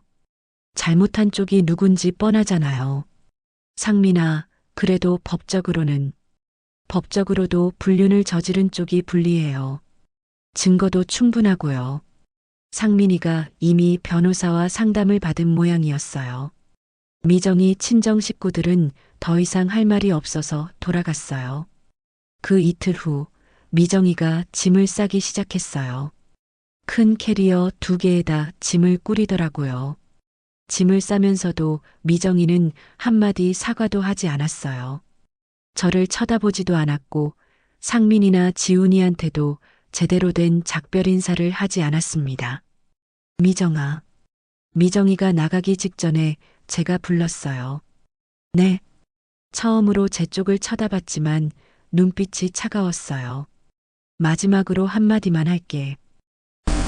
내가 무너뜨린 건 내 믿음이었어. 26해 동안 쌓아온 신뢰를 하루아침에 무너뜨린 거야. 미정이는 아무 대답도 하지 않았어요. 그리고 이제 무너질 차례는 내 것이야. 가족을 배신한 대가를 치르게 될 거야. 미정이가 잠깐 표정이 흔들렸지만 여전히 말은 하지 않았어요. 잘 가. 미정이는 그렇게 집을 나갔어요. 돌아보지도 않고 말이에요. 미정이가 나간 후에는 오히려 집안이 평온해졌어요. 그동안 얼마나 긴장하며 살았는지 실감했습니다. 하지만 진짜 문제는 이제부터였어요. 이혼 소송이 시작된 거죠. 일주일 후 미정이 쪽에서 변호사를 선임했다는 통지서가 왔어요. 그리고 재산 분할과 위자료를 요구한다는 내용이었습니다. 엄마 미정이가 재산 분할 소송을 내겠다고 해요. 상민이가 걱정스러운 얼굴로 말했어요. 무슨 면목으로 재산 분할을 요구해? 바람 피운 게 누구인데. 그래도 법적으로는 권리가 있다고 하네요. 하지만 저희에게는 확실한 증거가 있었어요. 미정이의 불륜을 입증할 수 있는 자료들 말이에요. 상민이 변호사 김지연 씨를 만났을 때도 자신만만했어요. 어머님, 이 정도 증거면 승산이 충분합니다. 오히려 미정 씨가 위자료를 물어야 할 상황이에요. 그래요? 네. 불륜이 명확하게 입증되는 상황에서는 유책 배우자가 재산 분할을 청구할 수 없어요. 오히려 상민 씨가 위자료를 청구할 수 있고요. 좋은 소식이었어요. 소송이 시작되자 미정이의 실상이 더욱 드러나기 시작했어요. 김정호와의 관계가 생각보다 훨씬 깊었다는 것도 밝혀졌고 그 과정에서 미정이가 얼마나 치밀하게 계획을 세웠는지도 드러났어요. 어머님, 미정 씨가 이미 6개월 전부터 이혼을 준비하고 있었던 것 같아요. 변호사가 말했어요. 그래요? 네. 은밀하게 법무사를 통해 재산 조회도 하고 이혼 변호사 상담도 받았더라고요. 정말 치밀한 사람이었어요. 그리고 김정호 씨와의 관계도 단순한 불륜이 아니라 재혼을 전제로 한 진지한 관계였던 것 같아요. 재혼을 전제로요? 네. 김정호 씨가 미정 씨한테 상당한 돈을 썼는데 이건 단순한 불륜 관계에서는 흔하지 않은 일이에요. 그 돈이 얼마나 되는지도 정확히 밝혀졌어요. 총 1천만 원이 넘었습니다. 1천만 원이나요? 네. 호텔비, 식사비, 선물비 등을 합치면 그 정도 돼요. 그 돈으로 뭘 샀는지도 알 수 있나요? 명품 가방, 보석, 옷, 화장품. 거의 사치품들이에요. 미정이가 요즘 들어 갑자기 예뻐진 이유를 알 것 같았어요. 소송이 진행되면서 더 충격적인 사실들이 드러났어요. 미정이가 김정호와 함께 신혼여행 계획까지 세워뒀다는 것, 그리고 김정호의 회사에 취업할 계획이었다는 것도 밝혀졌어요. 정말 다 계획돼 있었네요. 상민이가 허탈하게 말했어요. 그런데 지금 미정이는 어디서 살고 있어요? 제가 물어봤더니 변호사가 어둠침침한 표정을 지었어요. 그게 좀 복잡한 상황이에요. 왜요? 김정호 씨가 미정 씨와 연락을 끊었어요. 연락을 끊었다고요? 네. 소송이 시작되자 부담스러워한 것 같아요. 자신의 사업에도 지장이 있을 수 있고요. 그럼 미정이는 어떻게 된 건가요? 미정 씨는 지금 원룸에서 혼자 살고 있어요. 김정호 씨가 연락을 끊자 갈 곳이 없어진 거죠. 친정에서도 받아주지 않나요? 친정에서도 체면상 받아주기 어려워하는 것 같아요. 동네에서 소문이 다 났거든요. 모든 걸 잃은 거네요. 가족도 사랑도 집도 그리고 경제적으로도 많이 힘든 상황인 것 같아요. 김정호 씨가 도움을 끊자 수입이 없어진 거죠. 일은 안 해요? 구직 활동을 하고 있는 것 같은데 쉽지 않은 모양이에요. 나이도 있고 경력 단절도 있고 45세에 20년 넘게 경력이 단절된 상태에서 일자리를 구하는 게 얼마나 어려울까요? 소송은 저희가 압도적으로 유리하게 진행됐어요. 미정이 쪽에서 내세울 수 있는 증거나 논리가 없었거든요. 결국 1심에서 저희가 완전히 승소했어요. 이혼은 인정되었지만 재산 분할은 전혀 인정되지 않았고 오히려 미정이가 상민이에게 위자료 3천만 원을 물어야 한다는 판결이 나왔어요. 3천만 원이요? 네. 정신적 피해에 대한 위자료예요. 하지만 미정이에게는 그런 돈이 없었어요. 어머님 미정 씨 측에서 위자료 면제를 요청해 왔어요. 면제요? 네. 돈이 없어서 못 주겠다는 거예요. 그럼 어떻게 되는 거예요? 강제 집행을 해서 월급이나 재산을 압류할 수도 있지만 미정 씨가 워낙 어려운 상황이라서요. 상민이가 고민하더니 말했어요. 그냥 포기하겠습니다. 돈이 중요한 게 아니니까요. 착한 아들이었어요. 끝까지 미정이에게 정을 보여주고 있었습니다. 하지만 미정이의 시련은 끝나지 않았어요. 김정호와의 관계가 완전히 정리된 후 미정이는 정말 혼자가 됐어요. 아무도 도와주는 사람이 없는 상황이 된 거죠. 어머님, 미정 씨가 중개업체에서 파트타임 일을 구했다고 하네요. 변호사가 알려줬어요. 어떤 일인데요? 청소 일이요. 하루 4시간씩 주 5일. 한때 우리 집에서 여유롭게 살던 미정이가 이제는 청소 일을 하며 살아가고 있다니. 월급은 얼마나 받아요? 80만 원 정도요. 원룸 월세가 50만 원이니까 생활비로는 30만 원 정도밖에 남지 않겠네요. 정말 최소한의 생활만 할 수 있는 수준이었어요. 소식을 들을 때마다 미정이의 상황은 더 나빠지고 있었어요. 친정 오빠도 연락을 끊었다고 하네요. 왜요? 미정 씨 때문에 가족들이 동네에서 손가락질 받는다고. 결국 친정에서도 버림받은 거였어요. 6개월 후 미정이가 직접 찾아온 적이 있었어요. 완전히 다른 사람이 되어 있었습니다. 살도 많이 빠지고 옷차림도 초라했어요. 예전에 당당했던 모습은 전혀 찾아볼 수 없었습니다. 어머님, 제발 용서해 주세요. 현관 앞에서 무릎을 꿇고 빌더라고요. 늦었어. 이제 와서 용서를 빌어? 정말 잘못했어요. 다시는 이런 일 없을 거예요. 제발 상민이한테 말해주세요. 내가 선택한 길이니까 끝까지 가봐. 저는 차갑게 말하고 문을 닫아버렸어요. 그날 이후로 미정이는 다시 찾아오지 않았어요. 가끔 소식이 들려왔는데 점점 더 어려워지고 있다고 했어요. 건강도 나빠졌고 일자리도 자주 바뀌고 있다고 했습니다. 1년이 지난 지금 미정이는 아마 어디선가 홀로 살고 있을 거예요. 모든 걸 잃고 말이에요. 가족도 사랑도 집도 경제력도 심지어 건강까지 정말 모든 걸 잃었습니다. 하지만 그것도 자업자득이에요. 자신이 선택한 길의 결과니까요. 가끔 지훈이가 엄마는 어떻게 지내실까요? 하고 물어봤지만 저는 내가 걱정할 일 아니야 라고 답했어요. 미정이는 자신의 선택에 대한 대가를 치르고 있는 거였습니다. 그리고 그 대가는 정말 혹독했어요. 미정이와의 모든 일이 정리된 지 벌써 1년이 지났어요. 이혼도 확정됐고 위자료 문제도 마무리됐습니다.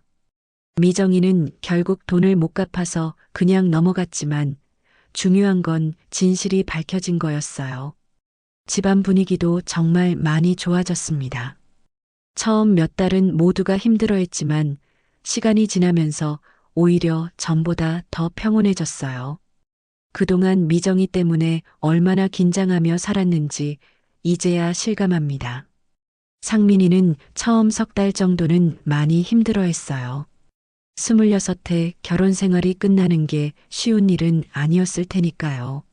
술도 많이 마시고 잠도 못 자고 일에도 집중을 못했습니다. 하지만 점차 일상을 회복해 나갔어요. 오히려 예전보다 더 밝아진 것 같았습니다. 무거운 짐을 내려놓은 기분이었나 봅니다. 엄마, 정말 고생 많으셨어요. 6개월 후 어느 날 상민이가 제게 말했어요. 뭔 소리니? 엄마가 아니었으면 계속 속고 살았을 거예요. 미정이에게 당하기만 하면서요. 상민이의 말에 가슴이 뭉클했어요. 당연한 일을 했을 뿐이야. 내가 내 아들인데 가만히 있을 수 있겠니? 그래도 고마워요. 용기 내서 진실을 말해주셔서. 상민이가 제 손을 꽉 잡았어요. 따뜻했습니다. 이제 새로운 시작이야. 과거는 잊고 앞을 보자. 네, 엄마. 상민이가 환하게 웃었어요. 오랜만에 보는 진짜 웃음이었습니다. 지훈이도 많이 달라졌어요. 처음에는 엄마 일로 정말 힘들어했는데 이제는 오히려 더 밝아진 것 같았습니다. 할머니, 솔직히 엄마 없으니까 더 편해요. 1년 후 어느 날 지훈이가 말했어요. 그런 말하는 거 아니야. 아니에요. 정말로요. 엄마 있을 때는 항상 집안 분위기가 무겁고 어색했는데 지금은 가족끼리 편하게 지낼 수 있잖아요. 지훈이 말이 맞았어요. 예전에는 미정이 때문에 집안이 항상 긴장감이 돌았는데 이제는 정말 자유로워졌습니다. 그리고 아빠도 훨씬 밝아지셨어요. 예전에는 집에 오시면 피곤해 보이셨는데 지금은 집에서 편하게 쉬시잖아요. 정말 그랬어요. 상민이가 집에서 진짜 편안해하는 모습을 보니 제가 더 기뻤습니다. 할머니도 많이 밝아지셨어요. 예전에는 항상 걱정스러운 표정이셨는데 지금은 웃는 모습을 자주 봐요. 저도 모르게 웃고 있었나 봅니다. 시간이 더 지나면서 우리 집에는 정말 좋은 일들이 생기기 시작했어요. 먼저 상민이가 부장으로 승진했어요.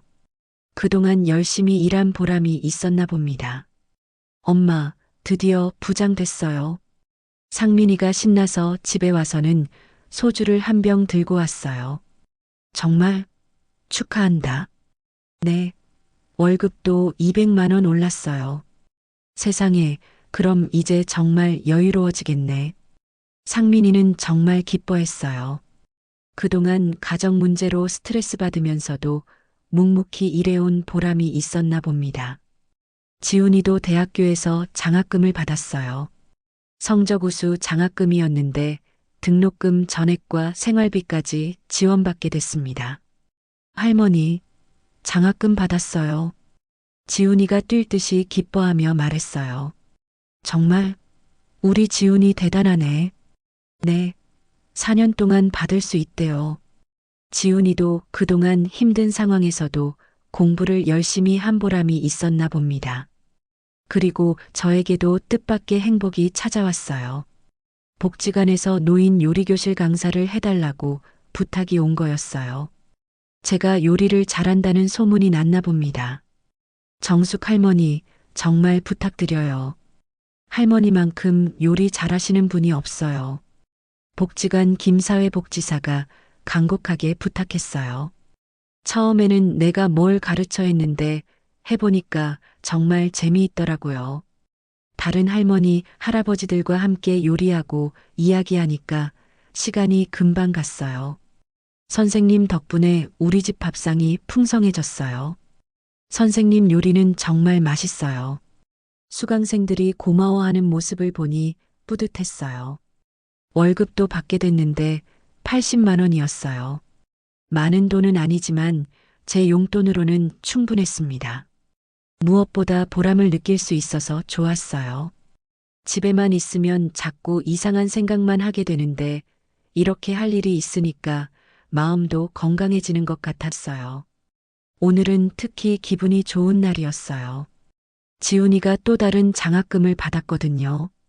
이번에는 학과 최우수 학생으로 선정되어서 받는 특별 장학금이었습니다.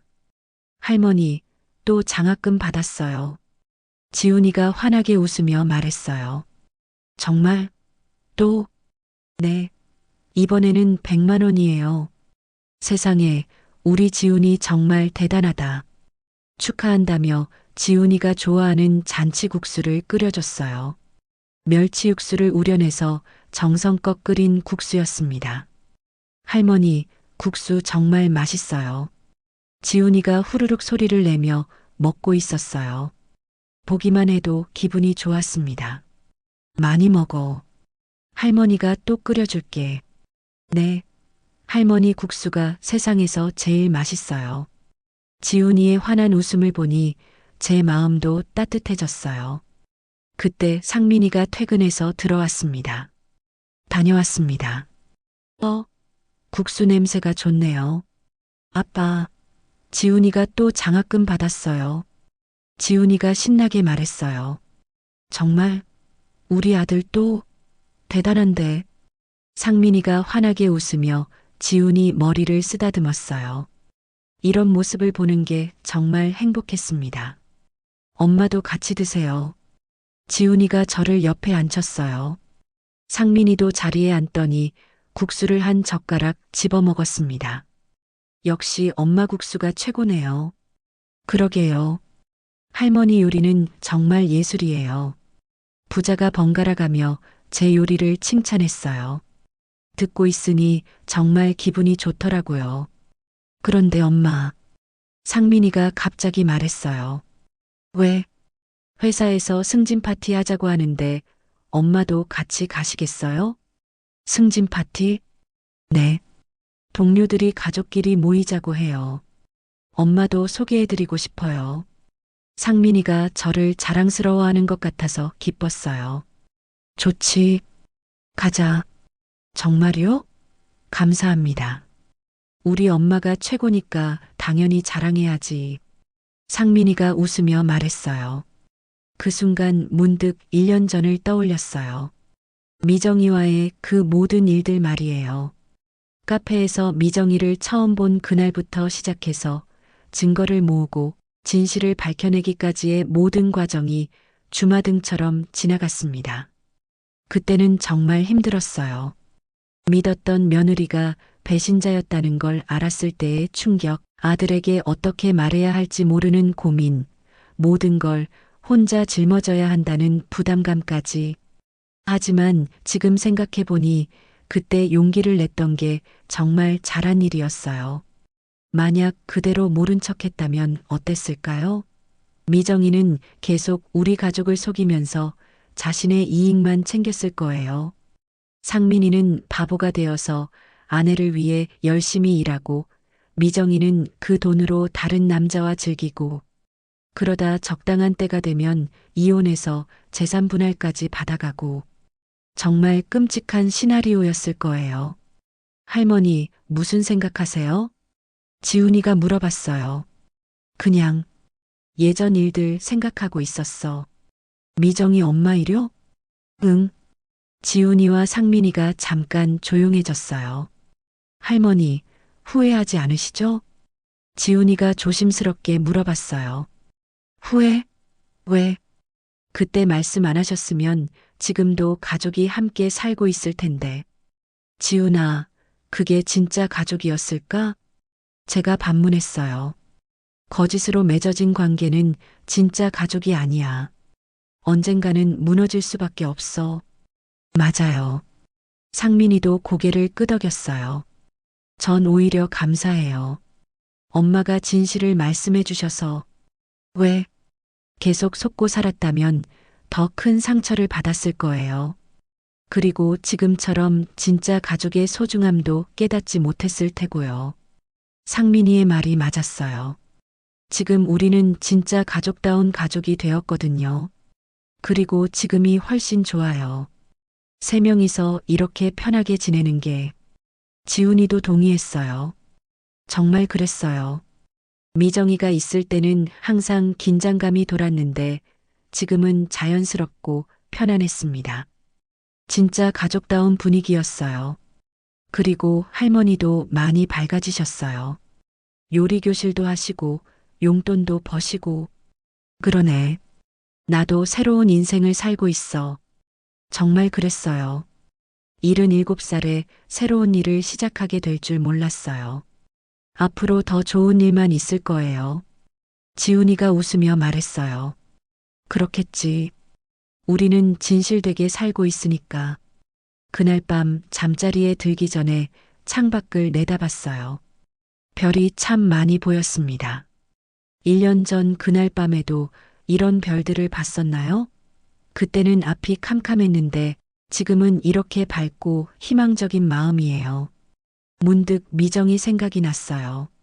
지금 어디서 뭘 하고 있을까요? 가끔 동네에서 소문이 들리기도 해요.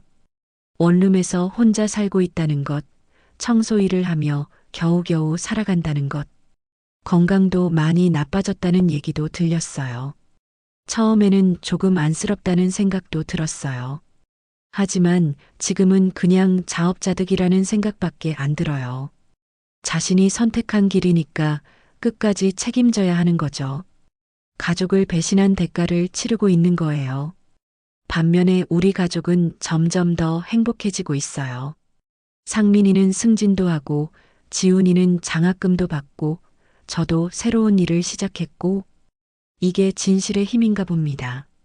거짓은 언젠가 드러나게 되어 있고 진실은 결국 승리하게 되어 있어요. 내가 본 건 며느리의 바람이 아니라 집안을 갉아먹던 진짜 얼굴이었어. 혼자 중얼거렸어요. 정말 그랬어요. 미정이는 겉으로는 조용하고 착한 며느리였지만 속으로는 우리 가족을 이용하고 배신할 준비를 하고 있었던 거예요. 다행히 제가 미리 발견해서 더 큰 피해를 막을 수 있었습니다. 마지막에 웃은 건 나였어. 네, 정말 제가 웃었어요. 진실은 승리했고 거짓은 벌을 받았습니다. 이보다 더 완벽한 결말이 어디 있을까요? 미정이는 모든 걸 잃었지만 저희 가족은 더욱 단단해졌어요. 진짜 중요한 게 무엇인지 깨달았거든요. 그리고 새로운 하루가 밝았어요.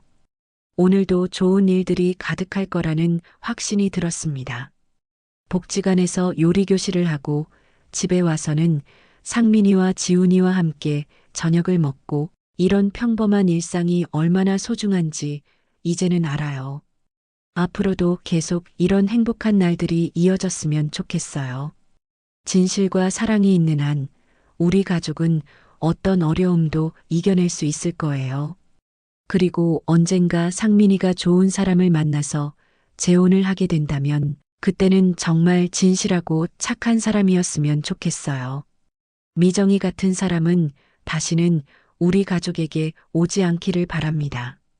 하지만 그런 일이 생긴다고 해도 이제는 두렵지 않아요. 제가 지켜보고 있을 테니까요.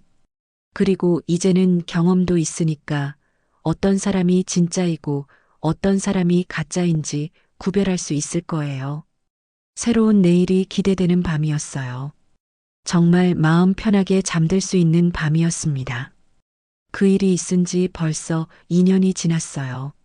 정말 많은 일들이 있었지만 모든 게 좋은 방향으로 흘러갔습니다.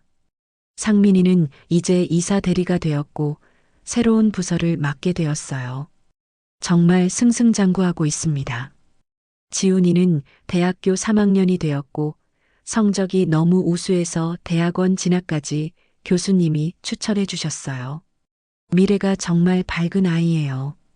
저는 복지관 외에 구청에서도 요리교실 강사를 하게 되었어요. 월급도 150만 원으로 올랐고 정말 보람찬 일을 하고 있어요. 어제는 동네에서 미정이를 봤다는 사람이 있었어요. 순심 씨가 전해준 이야기인데 정말 많이 늙고 초라해져 있었다고 하네요. 정수가 미정이 정말 불쌍하더라. 어떻게? 완전히 다른 사람이 되어 있어. 살도 많이 빠지고 머리도 하얗게 새고 그렇게 됐구나 싶었어요. 하지만 동정하지는 않았습니다. 자업자득이지 뭐. 그래도 한때 가족이었는데 가족을 배신한 사람은 가족이 아니야. 저는 여전히 냉정했어요. 오늘도 지훈이와 함께 저녁을 준비하면서 생각해 봤어요.